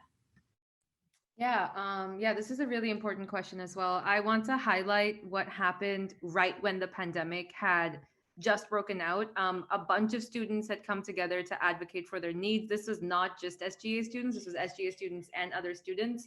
There was a working group for COVID demands. The way that the university handled dealing with those demands was absolutely disgusting because we did not prioritize shared governance. We did not prioritize listening to the needs of students. There were multiple meetings where the university kind of just shunned out students and didn't listen to what we were talking about in the demands at all. And so I think consultation with students and taking these decisions is really important. And centering shared governance in those consultations is even more important. So that's definitely something that the university should have done differently and we should keep pushing for. And I think that safety during this time is very closely related to security. That's food security, housing security, job security. I think Eve mentioned RAs and PMs that were laid off, and there were the RAPM union had to fight really hard for their rights. So making sure that we are supporting the union, making sure that we are supporting RAs that are not in the union, and students with other jobs, dining hall workers, like library staff. Like these are all students that are kind of right now infinitely furloughed. We have funds to help these students. We have, a rainy day fund that the state gives us, but why are we not using it? I don't know. So advocating for these things, because safety is very closely related to security, and making sure that that understanding carries over even after vaccinations have started and people start coming back to campus, because that is really important. I would argue that that is most important, especially during a time of crisis. And then, of course, echoing what everyone else said, supporting the public health response and really working with students to make sure that the vaccinations are rolled out the way that we want them to. Thank you. So we're going to move on now to tickets directed at the SGA president and vice presidential candidates, and then specifically to the trustee candidate. I'm just going to ask a couple for this so that we make some time for questions from the audience. I know we're already at the hour-and-a-half mark, but after this, we're going to take a break. And so the same thing applies, except when I'm only going to be speaking with Eve and Joe and then Prabhu for the first round of questions. So the first question I have is that there's a continuous and constant discussion about tensions and conflicts within the SGA. And it's something that, it's been discussed a lot tonight as well. So why is it still something that we're talking about? Why is it a discussion every single debate, every single year? Why is it an issue in the SGA? And what can we do to make it better? And I think that this is something I would like specific examples on if possible. So we're going to start with Eve and Joe here. Yeah, so, I've said it a million times, I'll say it again. We're new faces. We've never really been involved in the SGA. And because of that, we're able to see something from an outside perspective. And coming into the position, we're bringing this outside perspective, and it's going to put us in a very, very elevated position. And this perspective basically is that everybody has political affiliations. Some people say that they're on the left, some people say are on the right, some people say they're Democratic, some people say they're Republican. And these political affiliations create tension within the SGA. And because of that, you see the problems that we see today. This isn't some psychological discovery that's completely changed the world, the way we look at the UMass SGA. It's just cold hard facts. And an example of this is kind of the way that the UMass Republicans group will kind of work to maybe undermine, the current SGA leaders. And then maybe the way that the current SGA leaders will kind of subtweet and say things about these UMass Republicans. And, there's no reason for that. There's no reason to have any of that type of dialogue. We're here to represent the values of students. We're here to represent the values of our fellow classmates. And because of that, we need to put these political ideologies that we have outside of ourselves. We can't apply them to what it is exactly that we think is the perfect thing to do. We need to do what the UMass students want us to do. So that's where I'm going to wrap that up. And I think that that's the main thing people should take away. that's the reason why there's struggles within the SGA internally.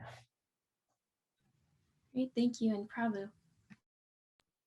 I think really one of the biggest reasons why there's so much conflict within the SGA is that so many of these people come in with their own agendas and they're all trying to either move up the ladder, they're trying to set themselves up for a nice internship in the summer with some politician or something or the other like that.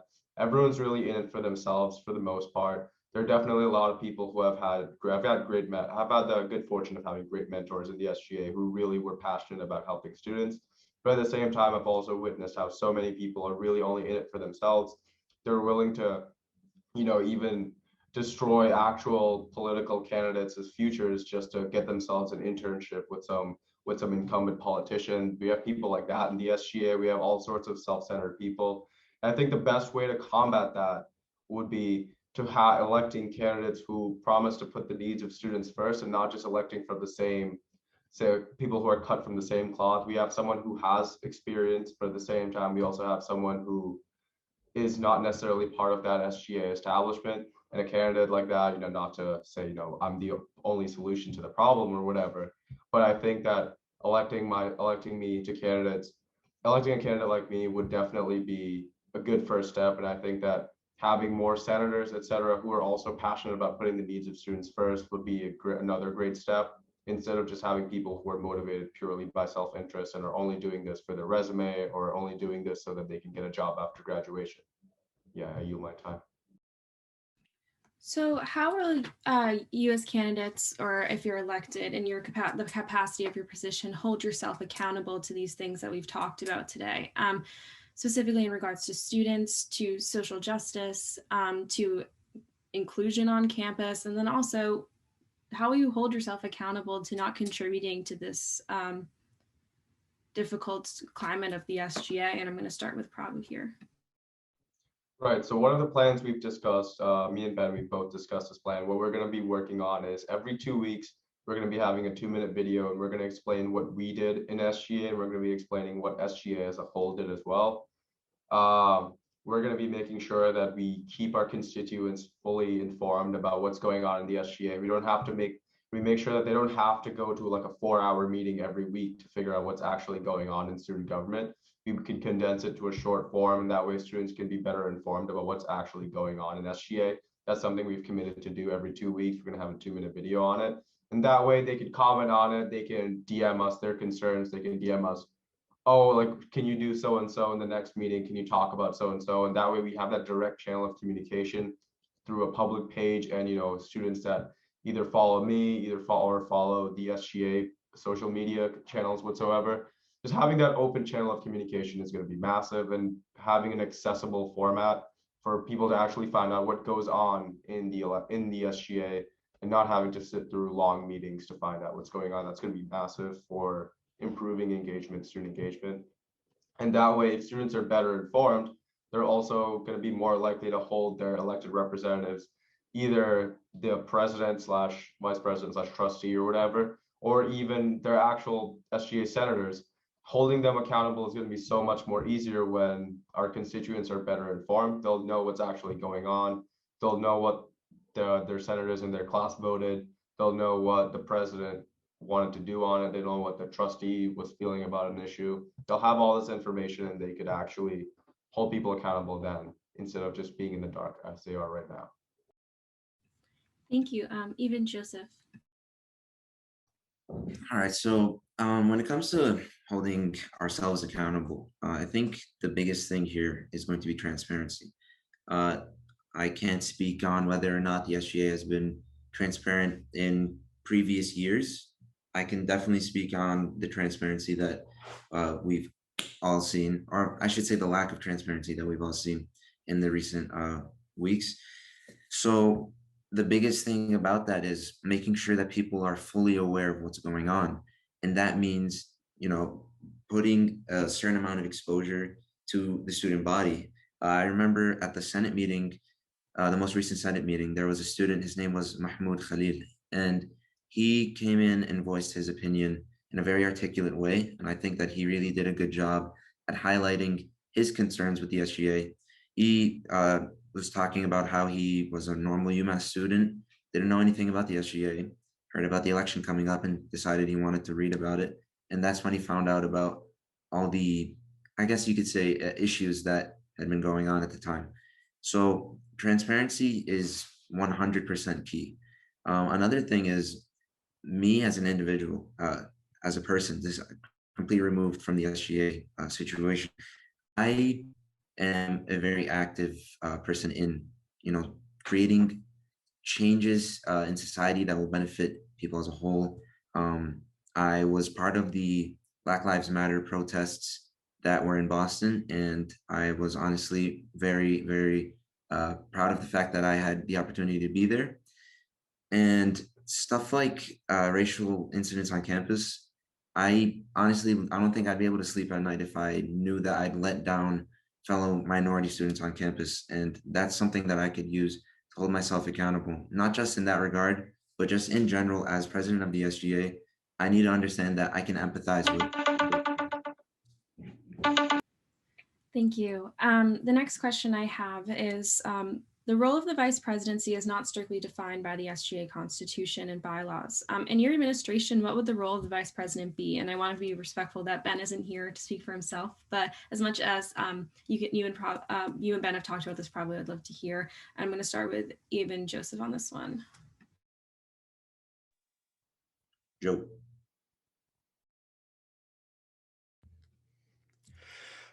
So yeah, what I think that my role would be as vice president is kind of examining the relationships that we've been talking about. A lot of this lack of transparency business. I think that a lot of it comes from internal problems within the SGA. And I think it would be very important as vice president to try to mediate a lot of those issues. We've seen a lot of conflicting ideas going back and forth between different members, a lot of rudeness, a lot of backtalk, and at the end of the day, that really shouldn't happen. We are working towards the same goal here.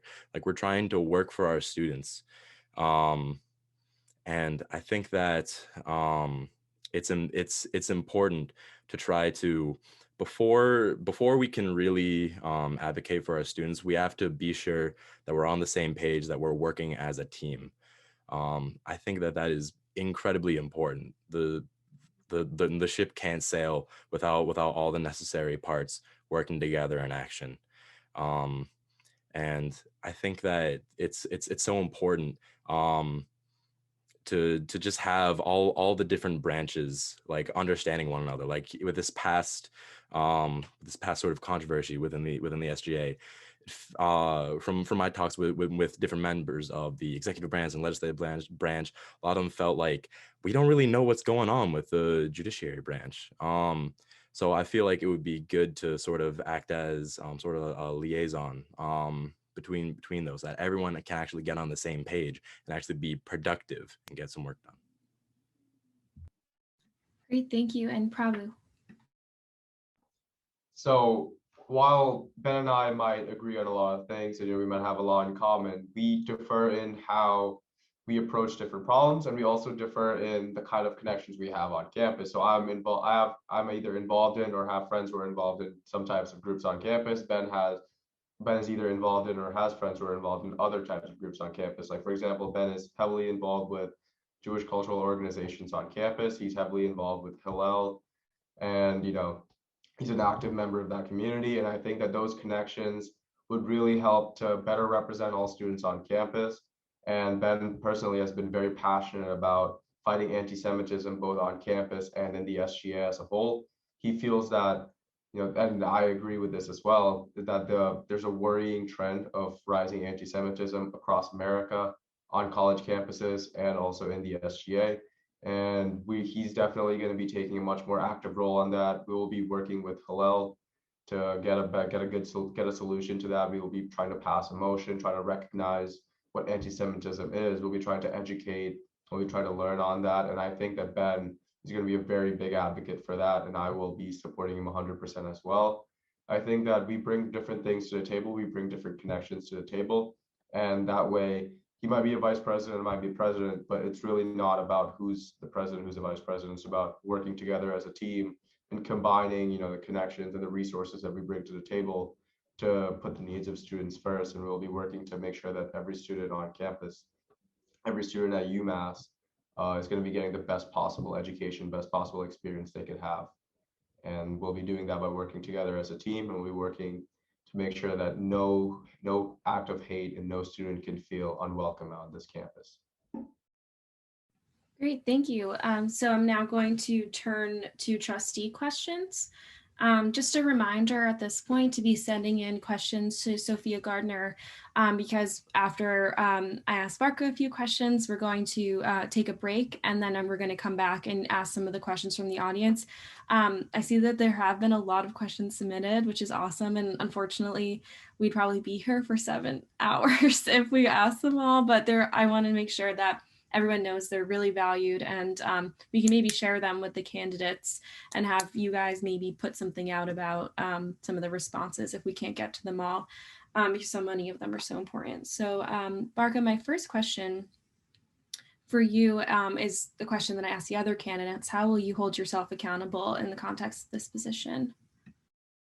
I think I've spoken to this a little bit already, and I do think that holding our elected representatives accountable is possibly one of the most important activities in a democracy. Like I mentioned before, I want to work with student organizations that are experts in the issues that we're talking about. I want to be able to amplify the voices of these student organizations and listen to them when they think that I'm doing something incorrectly. Because this process has to be collaborative. It has to be participative.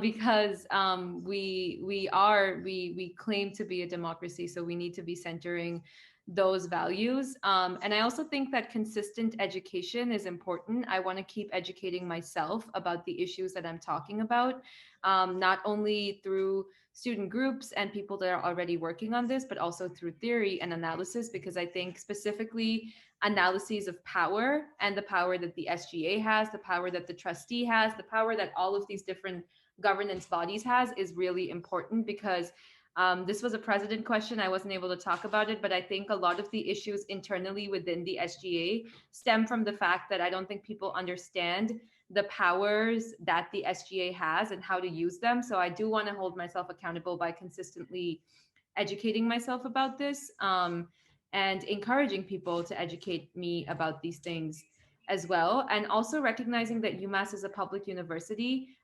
So making sure that as student trustee, I'm listening to the voices of undergrad and graduate students, and also collaboratively working with the other trustees and listening to the needs of students on other campuses as well, because some of the issues that affect us affect people in the entire UMass system. And that's important for a trustee to consider. Thank you. Great, thank you. The next question is, what skills and experience do you have to ensure that you are representing the interests of UMass students while working with the Board of Trustees?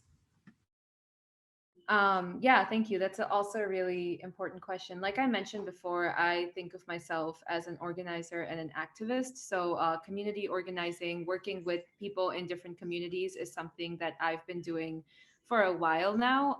And some of the issues that I've advocated for are an affordable higher education, for food justice, for racial justice, for environmental justice. So having the experience of working with some of the stakeholders in these conversations, I think is going to aid my process of being a trustee, but also pushing myself to keep doing this, to keep talking to students who are most impacted by these issues, I think is going to be an important skill set of mine that I am excited to develop, because I think that there is opportunities for growth for the campus and for myself through this position, and I want to utilize those. And I think that as an international student, as someone with a bicultural identity, I have spent a lot of time developing analyses of issues that are transnational, that cross borders.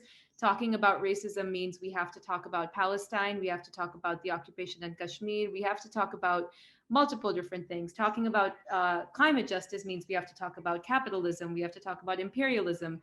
And I think that developing analyses about this and urging people to developing analyses about these things is really important, because the way that the Board of Trustees operates in relation to the state and students is a product of all of these different systems of oppression.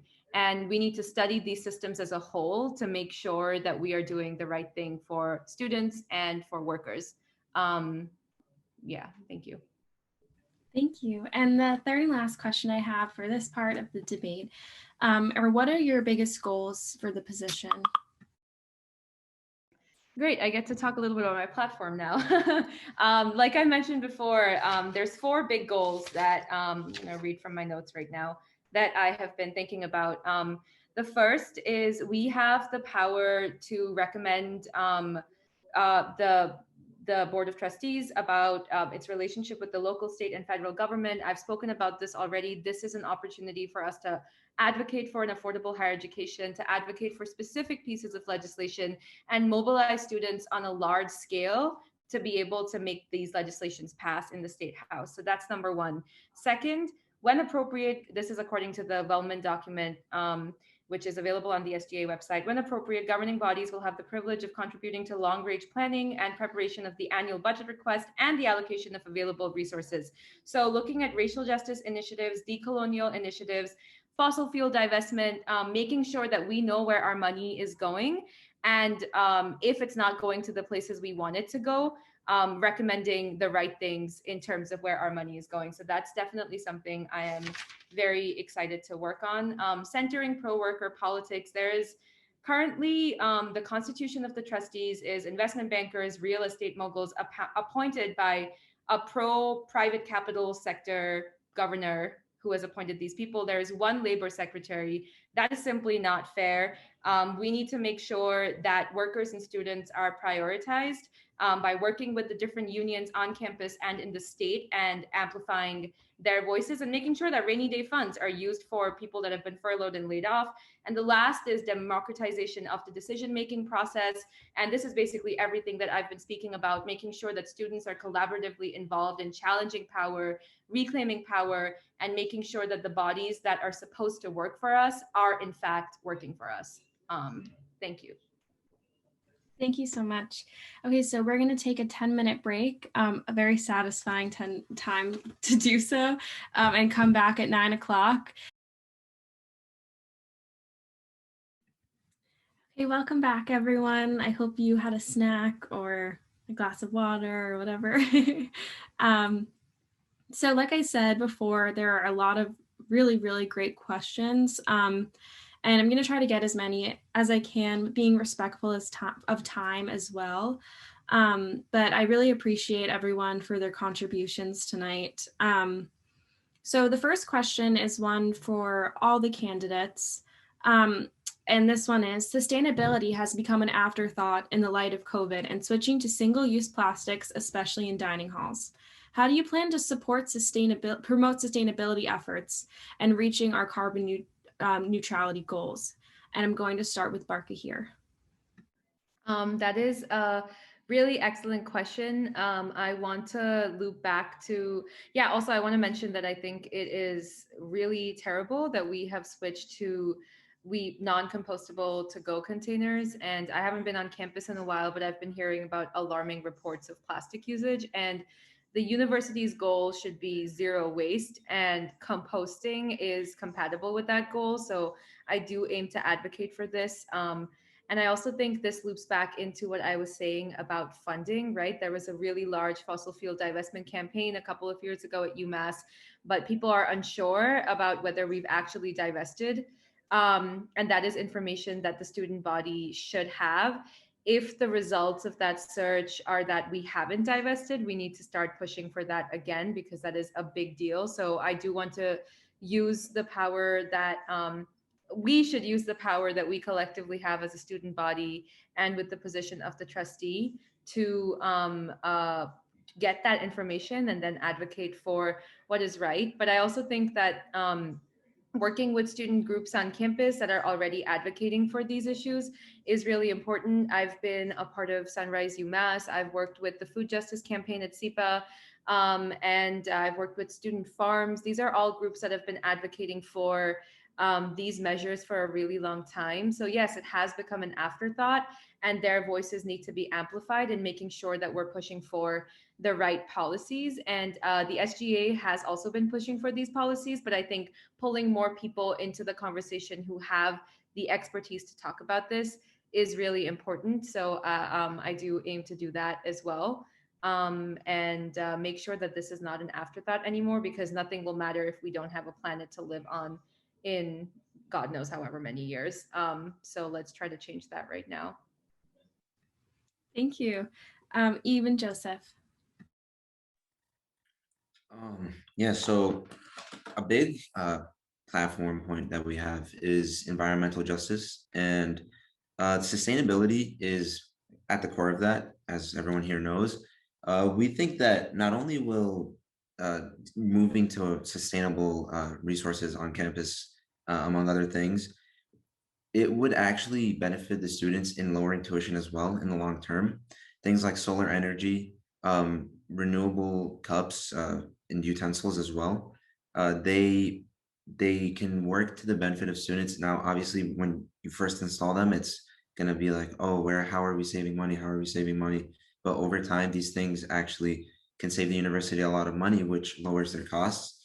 Another thing is that the dining hall should have compost bins, like, or not even just dining halls, but just around campus. We should have compost bins available for students to use. This is very important for just creating a very healthy kind of relationship with our environment. And then lastly, I wanted to say that we'd be working on like a carbon mitigation task force and working with them and kind of just exposing them to people in the administration that would be able in not only furthering their progress, but giving them the proper advice that they would need. Great, thank you. Oh, sorry, go ahead, Joe. Oh no, you're good. So yeah, I just kind of going off of that, I think that already on campus we have the great Mass Purg, who have kind of taken the initiatives. I remember one during my freshman year, the first time I heard about Mass Purg was all about trying to reduce our carbon footprint.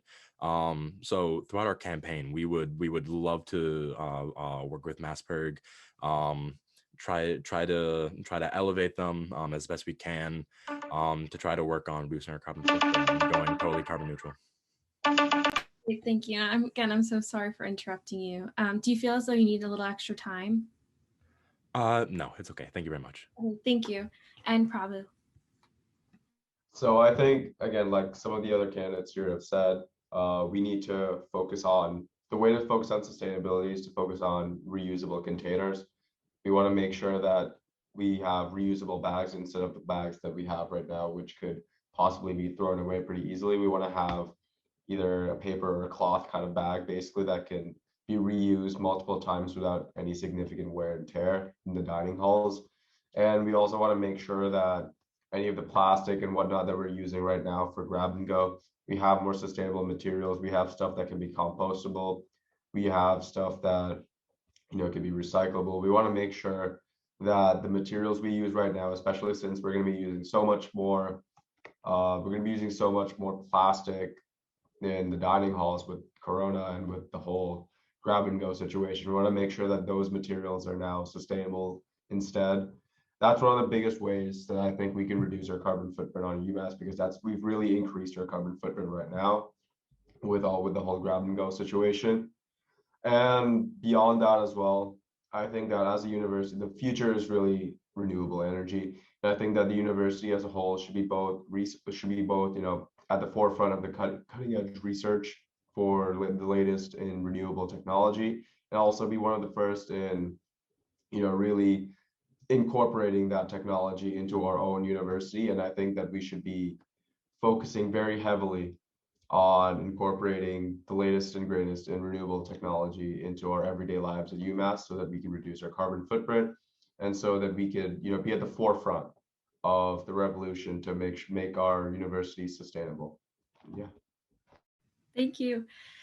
So I wanted to pose a question to all the candidates about what you think about the structure the rest of the debate. And if you guys don't know, we'll just keep it the same way. But would you rather us do more questions in a 1 minute rather than 2 minute time frame, or do less questions in the 2 minute? I just wanted to propose that to see what you guys would prefer. But if there's any unsureness, we'll just stick with the same structure we're using, and which would be like doing a few less questions. But what do you guys think? I thought it'd be better for us to decide together.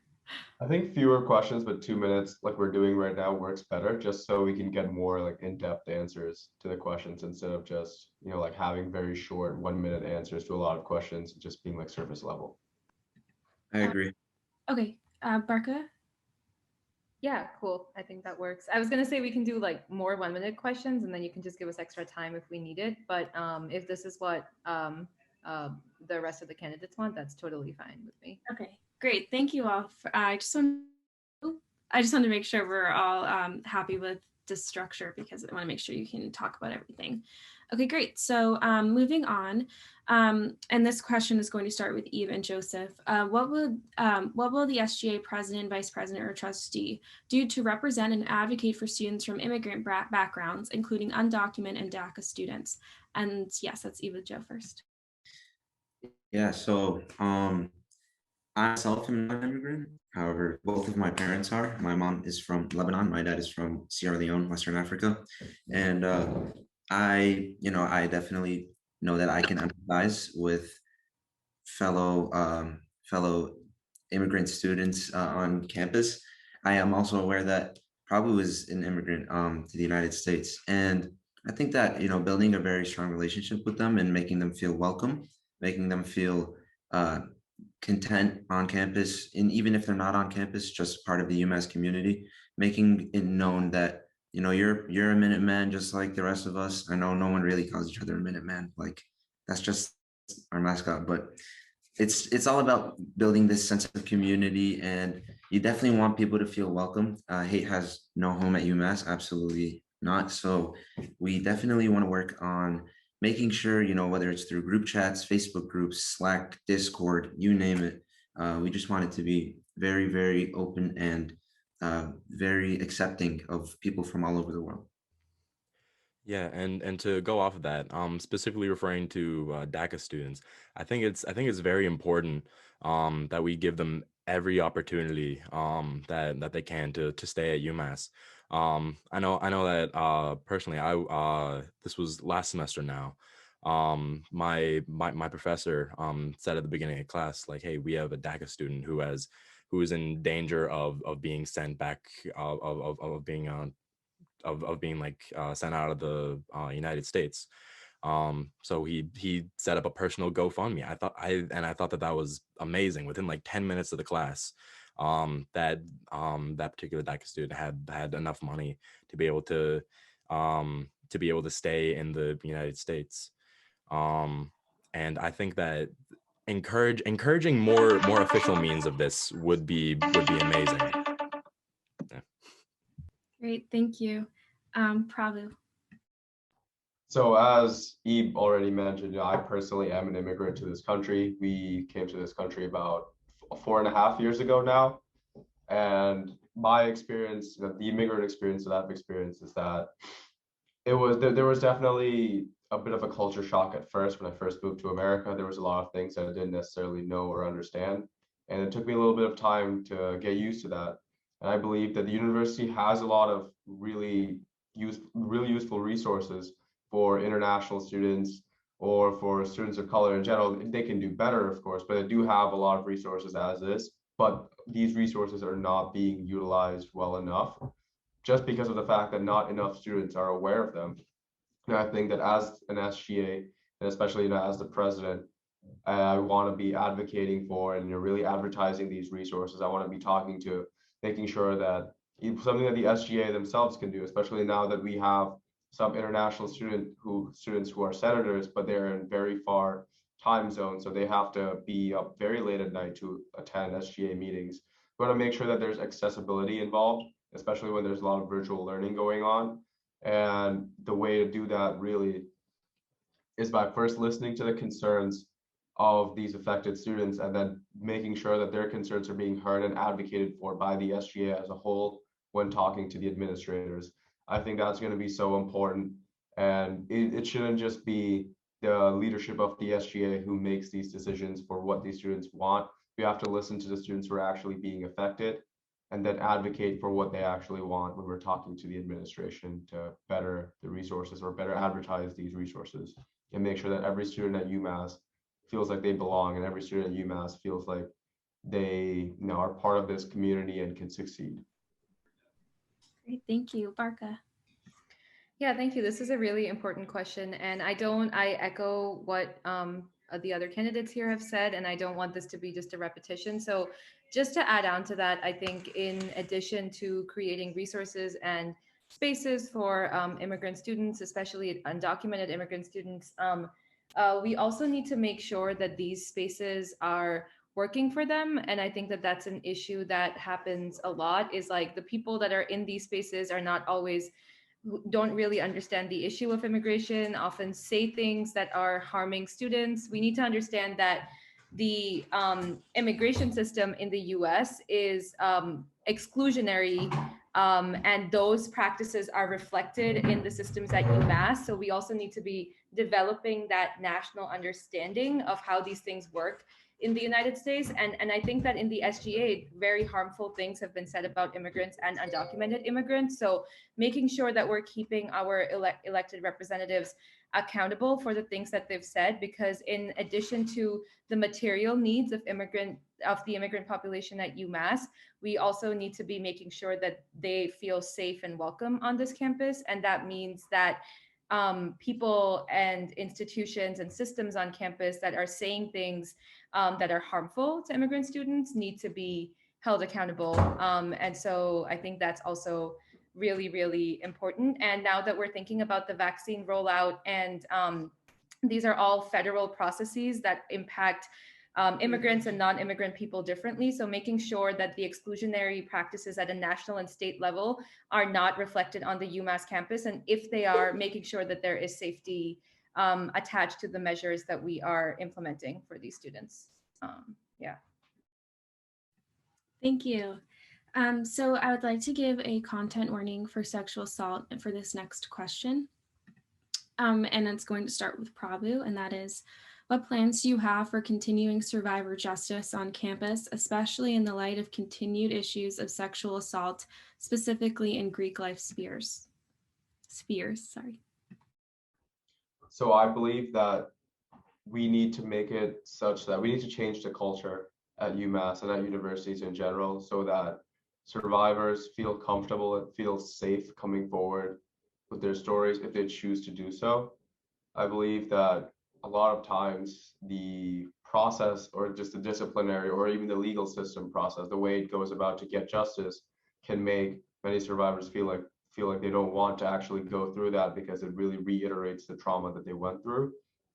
And the best way to go about making these spaces more comfortable and or at least as comfortable as it gets when discussing traumatic events is by ensuring that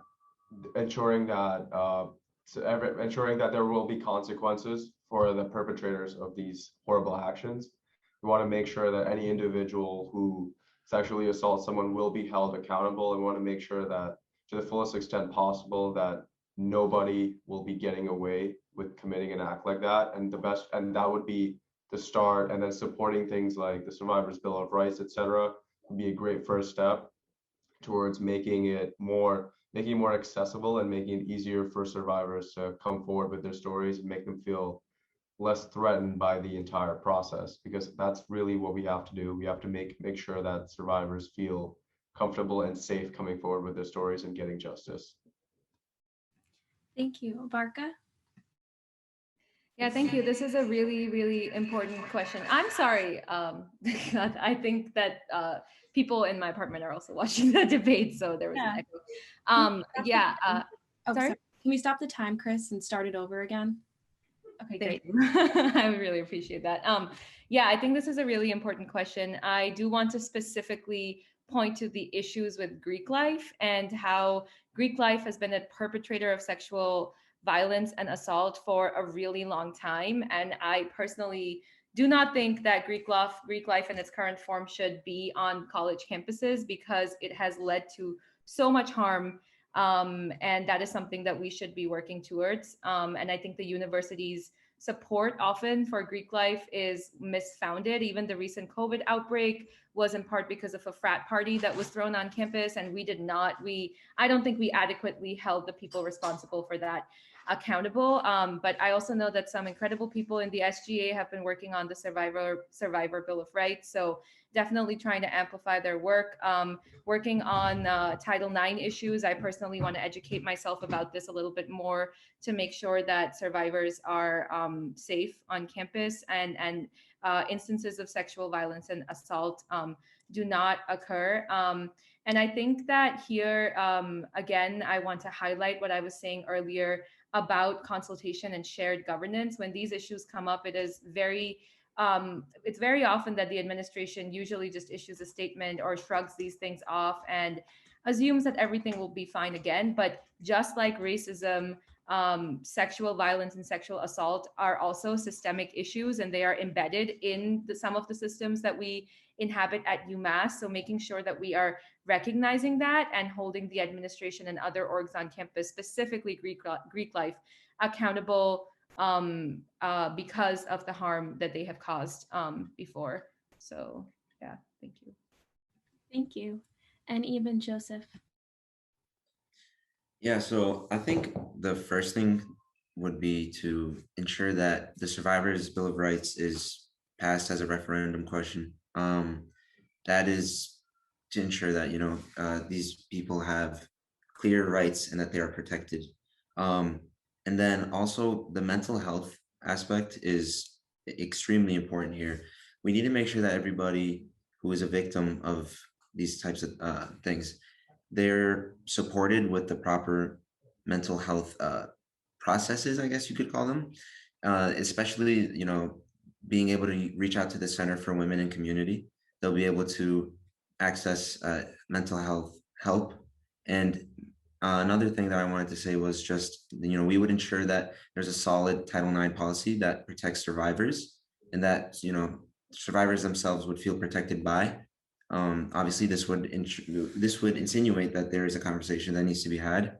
But in terms of Greek life and fraternities, there needs to be trainings on accountability. I really think that putting a banner up that says, consent is sexy, fails to answer the question at hand. It fails to instill this feeling of not really protection, but just like the ability to think, oh, I can go in there and feel safe. You know what I mean? So there needs to be some type of way that we address the inequity with fraternities, and that they need to have trainings that account for accountability and just respect in general. And I think Joe also wanted to add something in here. Yeah, real quick. I just wanted to say that I think that like training on consent specifically is incredibly important. I think that a lot of people nowadays don't fully understand consent, that the absence of consent can be in a relationship or a marriage, and that consent can be withdrawn during a sexual action. I think that fraternities would benefit greatly from this training. Did you feel like you answered the rest of that, Joseph? I think mostly it was a bit more brief, but I think I got most of what I wanted to say. Great, thank you. So moving on, this question again for all the candidates: what initiatives of your predecessors do you see yourselves continuing, and where do you see yourself breaking from them? And for this question, we're going to start with Barkha. Oh, yay. I'm so glad you asked this question. I have so much love and respect for the trustee before me. I think Tim is here tonight. So definitely want to continue some of the things that he's been doing. I know that he has been trying really hard to think about ways that we can democratize the decision-making process at UMass. Like I mentioned before, the board is kind of like the supreme governing authority over all the UMass campuses. And just to be candid about this, the people that serve on the board do not have the best interests of UMass students and workers. So making sure that we are bringing those voices to the table. Some of that, in the long-term way looks like completely changing the structure of the board and the powers that they have, but that has to do with Massachusetts law. We are a state university. And so that is something that I want to work towards. That's important. In the meantime, in the interim, just to continue what Tim has been doing, making sure that we are building student power and finding ways to either convince the board of the things that we need, but if that doesn't happen, making sure that we're forcing their hand to do some of the things that are required. And that is done through building student pressure and power, like writing letters, writing emails, coming to the board meetings when possible, coming to the committee meetings when possible, making sure that the board doesn't act as an echo chamber for themselves, because they are all people from similar profiles. So infiltrating that space with people who do have the students' best interests at mind and the workers' best interests at mind. And I think that Tim has also done an incredible job at working on the first generation low income support center and supports for students who are first gen and low income. So definitely continuing those issues. And the last thing is working with all the 5 trustees in the system to make sure that all 5 of us have votes on the board. Currently, there's only 2 student trustees who are able to have a vote. So pushing for 5 votes for the 5 campuses. So these are things I'd like to continue. And thank you, Tim, for all your work. Great. Thank you. Even Joseph. Sorry, I had to unmute myself. Yeah, I think something that I can definitely vouch for the last administration is their social justice initiatives. And they also really wanted to work towards debt-free education and student rights as a whole. These are all things I would definitely want to continue. I see major benefits from all 3 of these. I also wanted to add, though, that after electing me and Joe, you guys would be adding, the RJC. If you don't know what the RJC, it's the Racial Justice Coalition. You'd be adding their demands into the mix as well.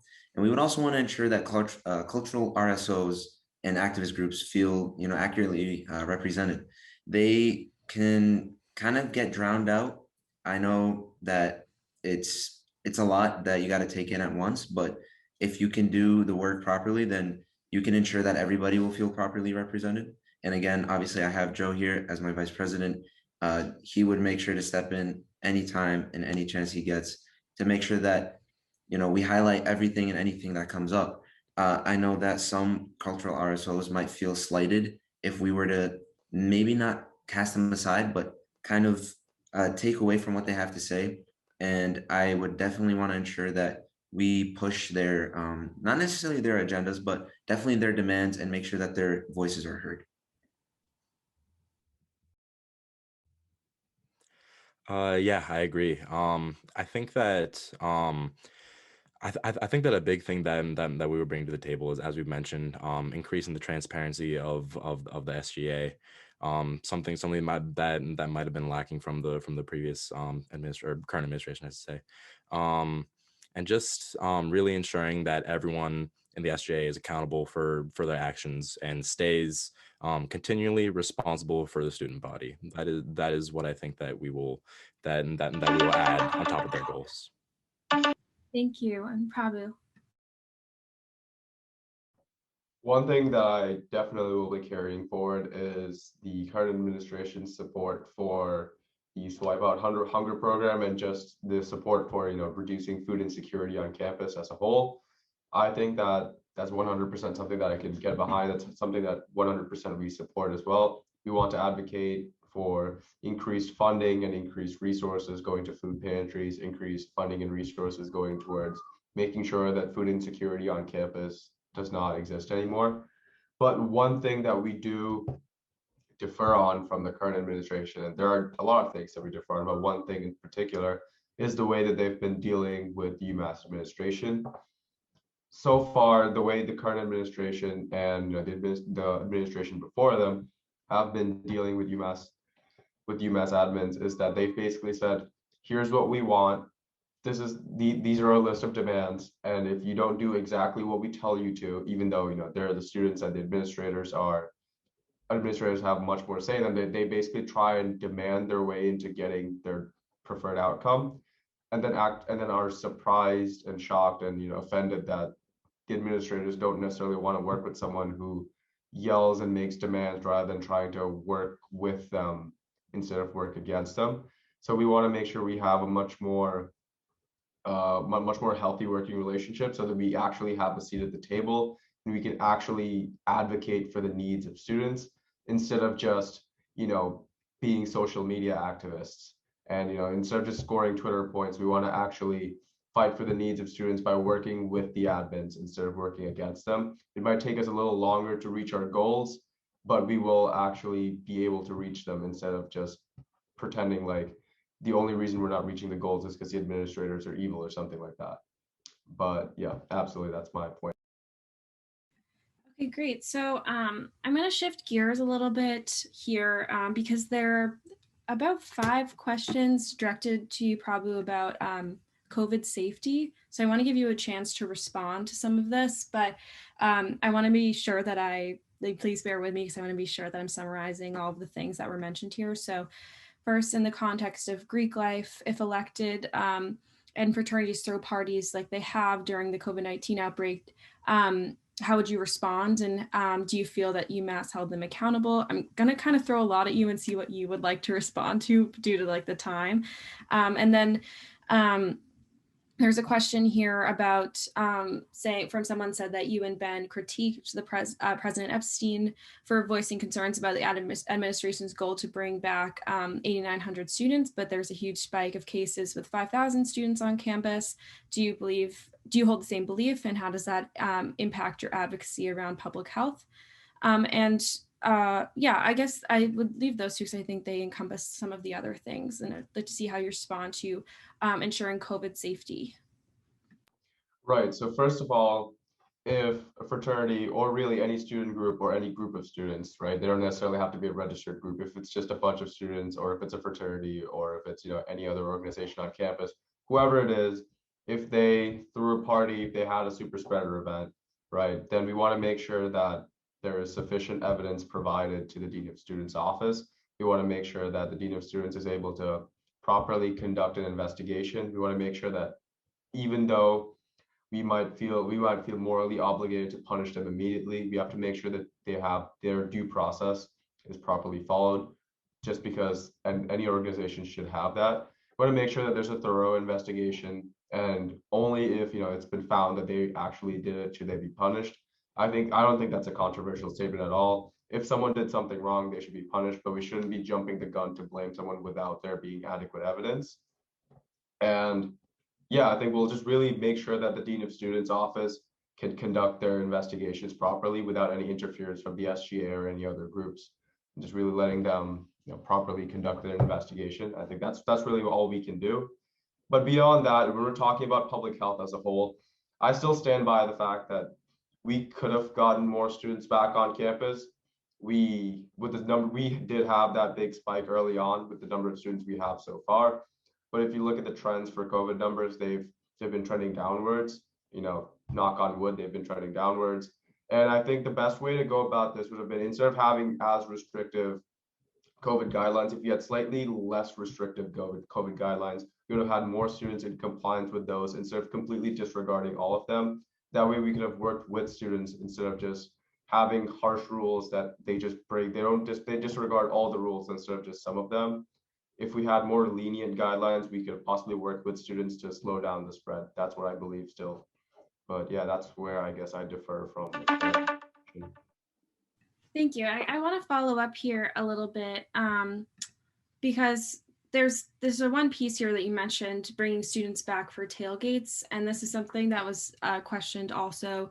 And I want to just push a little bit harder on this issue of like public safety. So, and how would you ensure that if students are really want to have a tailgate, but it's just like not safe, how do you balance that in the position of president between what the students want and what is safe for them? And specific examples also about, we'll give you 2 minutes again, because I want to push a little harder on this because there are just so many questions about it. How can so how can UMass then make rules that students are willing to follow? And what is the balance between, to you, and the balance between what the administration's responsibility and the students' responsibility for in regards to COVID? And 2 minutes, Chris. Good, awesome, thank you. Right. So I guess really the biggest benefit that I'll have compared to my predecessors is that we're looking like we'll be having a sizable portion of the campus population vaccinated by the time we come back in the fall. And just by virtue of that, I think the university can feel, I guess, encouraged to ease up on the restrictions. I believe that if we have a big enough portion of students vaccinated or already having immunity from COVID, I think that we could safely have larger gatherings outdoors. Maybe not necessarily indoor gatherings, but I do think that outdoor gatherings, which have been proven to be safer and have a lower rate of spread amongst people when they gather around, especially if they're not clumped together as much. I believe, again, so I would never advocate for any sort of, so I would never be saying we need to bring back tailgates, even if it's completely unsafe. I want to work with public health authorities. I want to work with the university administrators to ensure that if we have a plan for bringing back tailgates or bringing back just outdoor gatherings, large outdoor gatherings in general, we have a plan for keeping it safe. We have a plan for making sure that all the liabilities are covered in terms of health and making sure that we're not going to have a super spreader event just because a bunch of students wanted to have a tailgate. And I think just with the fact that a lot of students are going to be vaccinated, a lot of community members, especially the higher risk community members, either already have been or will continue to be mostly vaccinated by the time we come into the fall, I think we'll be able to have larger gatherings without it being, a public health disaster. And that's just really the advantage of reopening in the fall instead of right now. But yeah, that's about it. Great, thank you. So there's a question also directed towards you, Barkha, that I want to give you the opportunity to answer. And this is asking just for some concrete examples of where you believe UMass has been privatizing. I know you talked about it a bit, but because it was asked, I want to give you an opportunity to respond. And how do you think UMass trustees are not looking out in the best interest of the students? Some specific examples there.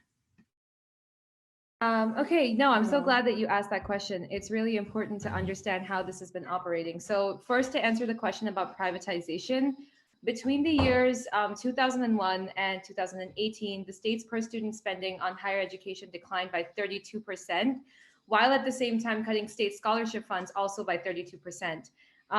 State disinvestment from public colleges directly correlates with dramatic increases in student debt. And since 2001, a student share of cost of public college in Massachusetts nearly doubled, growing from 32% to 62%. And the way that UMass has dealt with this disinvestment is by encouraging students who can pay in full tuition and fees to come to UMass. So there is also a demographic shift because of this in the students that we're seeing. UMass as a state university is supposed to serve low-income, working-class families, immigrant families that are not able to afford private higher education, but that is not happening right now because of the way that UMass has been privatized, and the Board of Trustees is not centering the best interests of students because they do not understand this. Robert Manning, the chair of the board, on record said that the student debt crisis does not exist, and we know this for a fact that that is simply untrue. I can bet that there are people on this call who have accrued student debt because that is how this system is working. So yeah, that is just to answer the question about privatization. And also we have a 1.3 billion endowment fund, which is made half of endowments and half profit. The only way that a university can accrue profit is by privatizing it. And that endowment fund can very well be used to help students and workers right now that have been laid off and furloughed, but it's not, because it's a privately administered fund that is just accruing interest as students and workers suffer. So these are just examples of the privatization of UMass and how the Board of Trustees has not been prioritizing students and workers. Great, thank you. And I'm going to propose this last question to all the candidates, because there's a lot of conversation about RAs. And so how do you think RAs, how would you protect RAs on campus in regards to COVID-19 pandemic? But I think we've also seen a lot of the relationship between or how RAs have reacted to being treated by the university in this last year in regards to being laid off kind of at the last minute, and then also being put in unsafe positions in the dorms as well. How do you see the RA role, and how would you advocate for the safety and well-being of RAs as well as PMs? I sincerely apologize for not including them in the beginning of the conversation of the question. RAs and PMs in the capacity of your position, and we'll start with Eve and Joseph here. Yeah, actually, so a big thing for us is helping out RAs and PMs. I know I believe it's the president. I'm not sure if that's the title of the RAPM union, and something that we would want to do as president and vice president is make sure that the administration is extremely transparent with not just students but the RAs and PMs specifically. They need to be held accountable for their employees, and we think that if you're able to build a very transparent, very clearly communicated, I guess you could say, relationship between the RAs and PMs and UMass, then you would see a very sudden change in the dynamic of their relationship. At the moment, I do have a lot of friends who are RAs and PMs, and all I've heard from them is complaints about how unclear things have been, how they didn't know that they could have claimed some type of lost wages back in maybe November, I think it was. And there's just, the list goes on. I mean, they got laid off out of nowhere. And that one, you can obviously say that the pandemic is out of control and that it's very unpredictable. But before the fall, they were told not even 3 days before the semester started that they were not going to be working. And a lot of people schedule their lives around their employment. And for a lot of RAs, this is their main source of income. They get free housing. And because of that, they need to, budget out certain things in their life. So losing that clear connection and that clear communication is something that can drastically hinder the progress. So obviously we would work to improve that.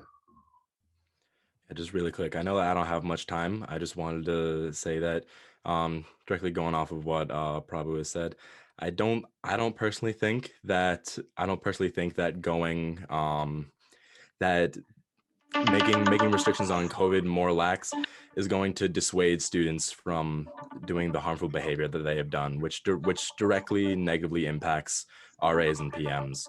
So with the things that Prabhu is suggesting, he's directly hurting RAs and PMs, I believe. Do you want another 30 seconds there? I think I got the gist of it. Thank you, though. And Prabhu, a minute to respond there. Right. So I guess my response really is that, first of all, I think that RAs should have been paid more because of how unsafe their working conditions are. I think they should have gotten hazard pay, really. That's something I can agree on with a lot of different people who might not necessarily see eye to eye with the things I've said for my campaign. But I do think that RAs should have been paid more for the work that they're doing, just because of how much more dangerous it is compared to a regular year.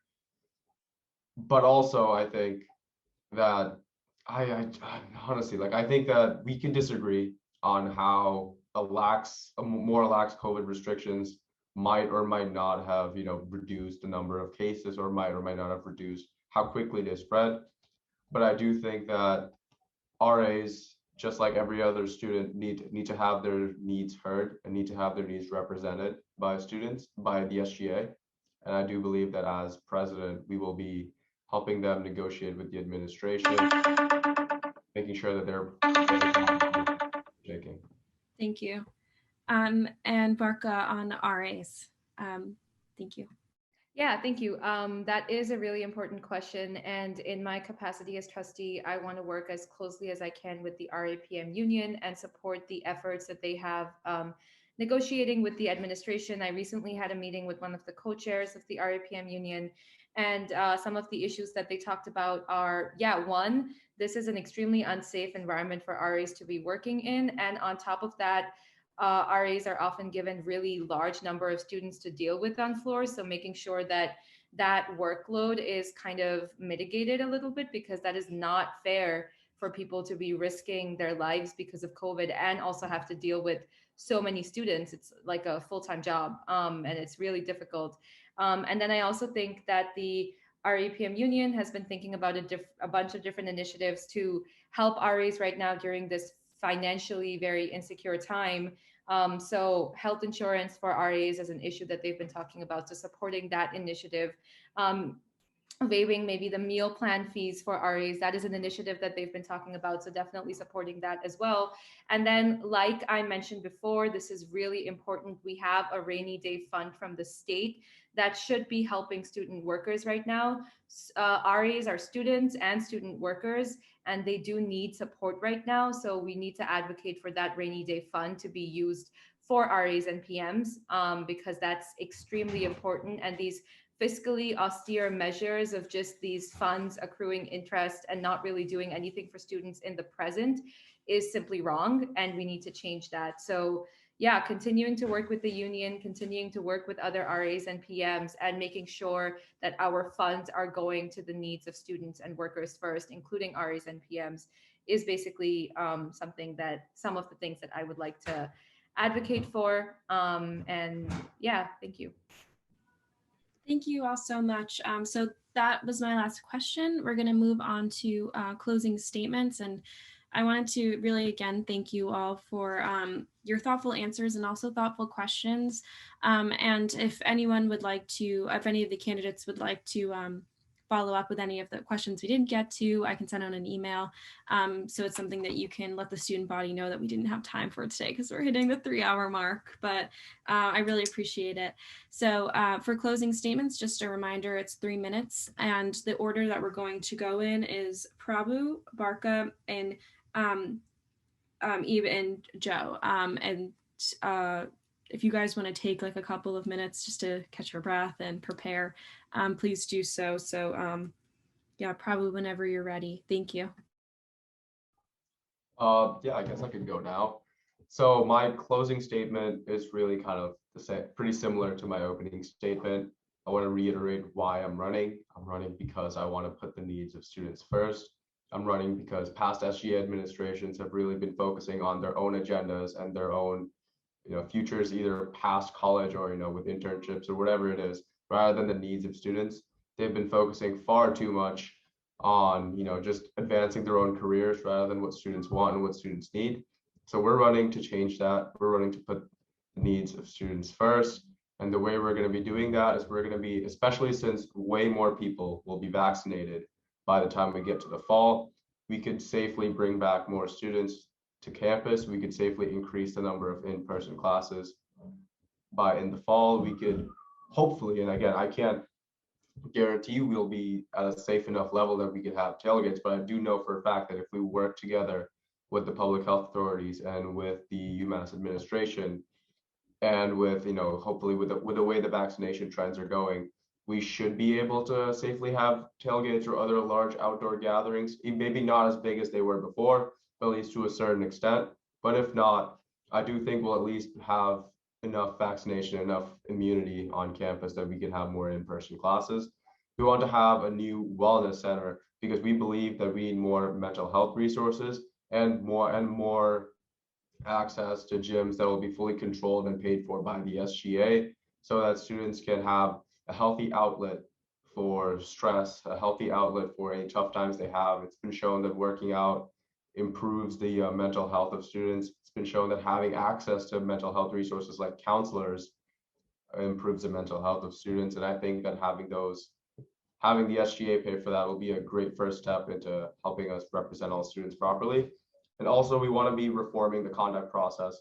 For too long, we've been focusing on punishment rather than education for students. We want to make sure that, especially for students off campus, for minor violations, we don't want them to be facing double the punishment from both the legal system and the university administration.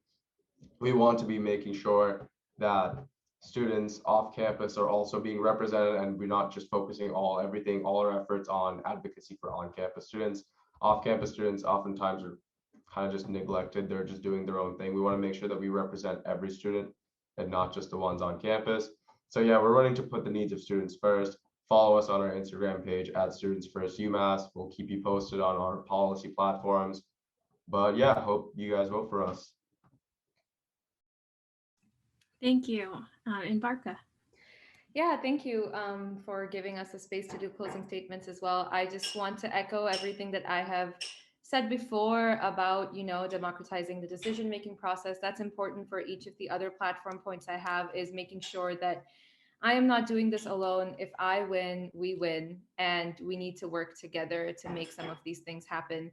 And one thing that I wasn't really able to talk about during any of these questions that I want to talk about right now is that one of the ways that students can exercise their power is also protest, and protest takes multiple different forms. And the university has a history of restricting that kind of protest because even governance bodies like the SGA have meetings with the administration. We have these direct conversations, but often students are not able to be at the table because of that. And they exercise their voices through protests, through striking is illegal for unions, which doesn't make any sense to me, but through other measures like that. And we need to be advocating for students to exercise their own decision making through the medium of protest as well, and not weaponize that and vilify that, specifically for marginalized students on campus. So making sure that we are keeping that in mind as well. And I think the crux of my candidacy and my platform comes down to power and how we are thinking about power. The Board of Trustees have unequal power, inequitable power over the student body and the UMass system. And we need to make sure that we are reclaiming that power to make sure that the Board of Trustees, the state, and the UMass administration is working for us. That is what this is about. The second thing we need to be careful of and think about is accountability. If the UMass administration and the Board of Trustees is taking decisions on our behalf that we are not okay with, we need to hold them accountable by challenging what they are doing. We need to work with students, the SGA, other advocacy groups and orgs to make sure that that happens. And the third thing is intersectionality. If we are to build student power together and collaboratively, we need to find the intersections between our shared struggles, highlight them, and make sure that we are going forth with a united front, because these systems of governance and these institutions do not work for us sometimes, and we need to make sure that they do by understanding that we are all in this together. So that's kind of the crux of my campaign, and I really hope you vote for me. But more than that, I hope you work with me once I am elected and keep me accountable and keep this fight going. And I'm excited to see what all of us at UMass can do together. Thank you. Thank you, Barkha. And even Joseph. Yeah, so as we have already mentioned before, we are outsiders to the SGA. We fully understand that, and we think that this provides us with a very unique position, dealing with the sort of dysfunction from the SGA.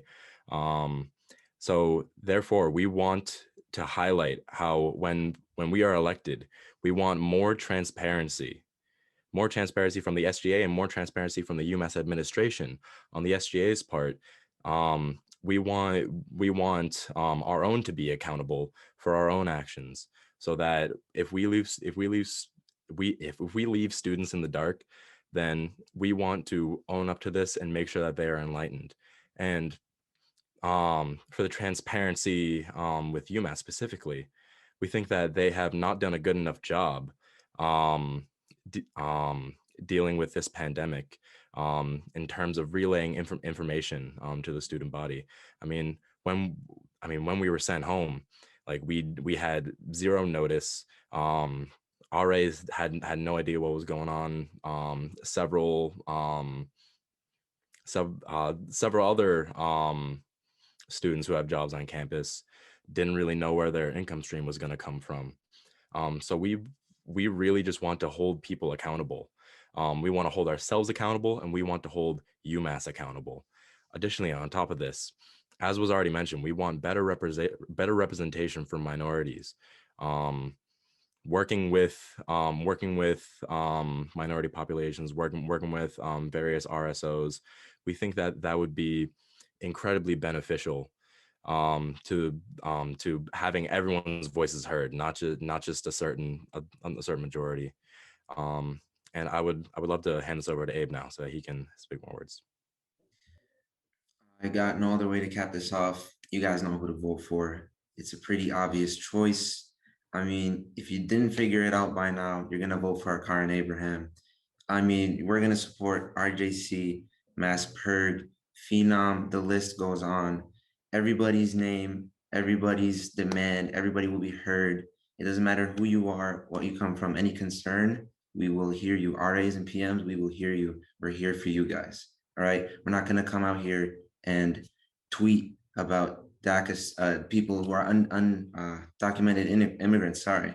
We're not gonna tweet about whether or not Black people are truly the victim of, I guess you could say, systemic racism. I don't really remember the tweet off the top of my head like that, but you guys know what I'm talking about. That stuff's not up for debate. You guys know who to vote for. Thank you guys for your time. Thank you, Daily Collegian, and thank you, Cassandra. Thank you all so much. I really appreciate all the thoughtfulness and time that you took tonight, and to make our student body more aware of your platforms and purposes and intentions in this election. I hope that everyone here and all of your loved ones are safe and healthy. The debate will be posted on the Daily Collegian website and on YouTube in the coming days, just whenever my laptop stops making a loud noise and is able to upload something to YouTube. So thank you all so much. Have a great night, and yeah, stay healthy and safe.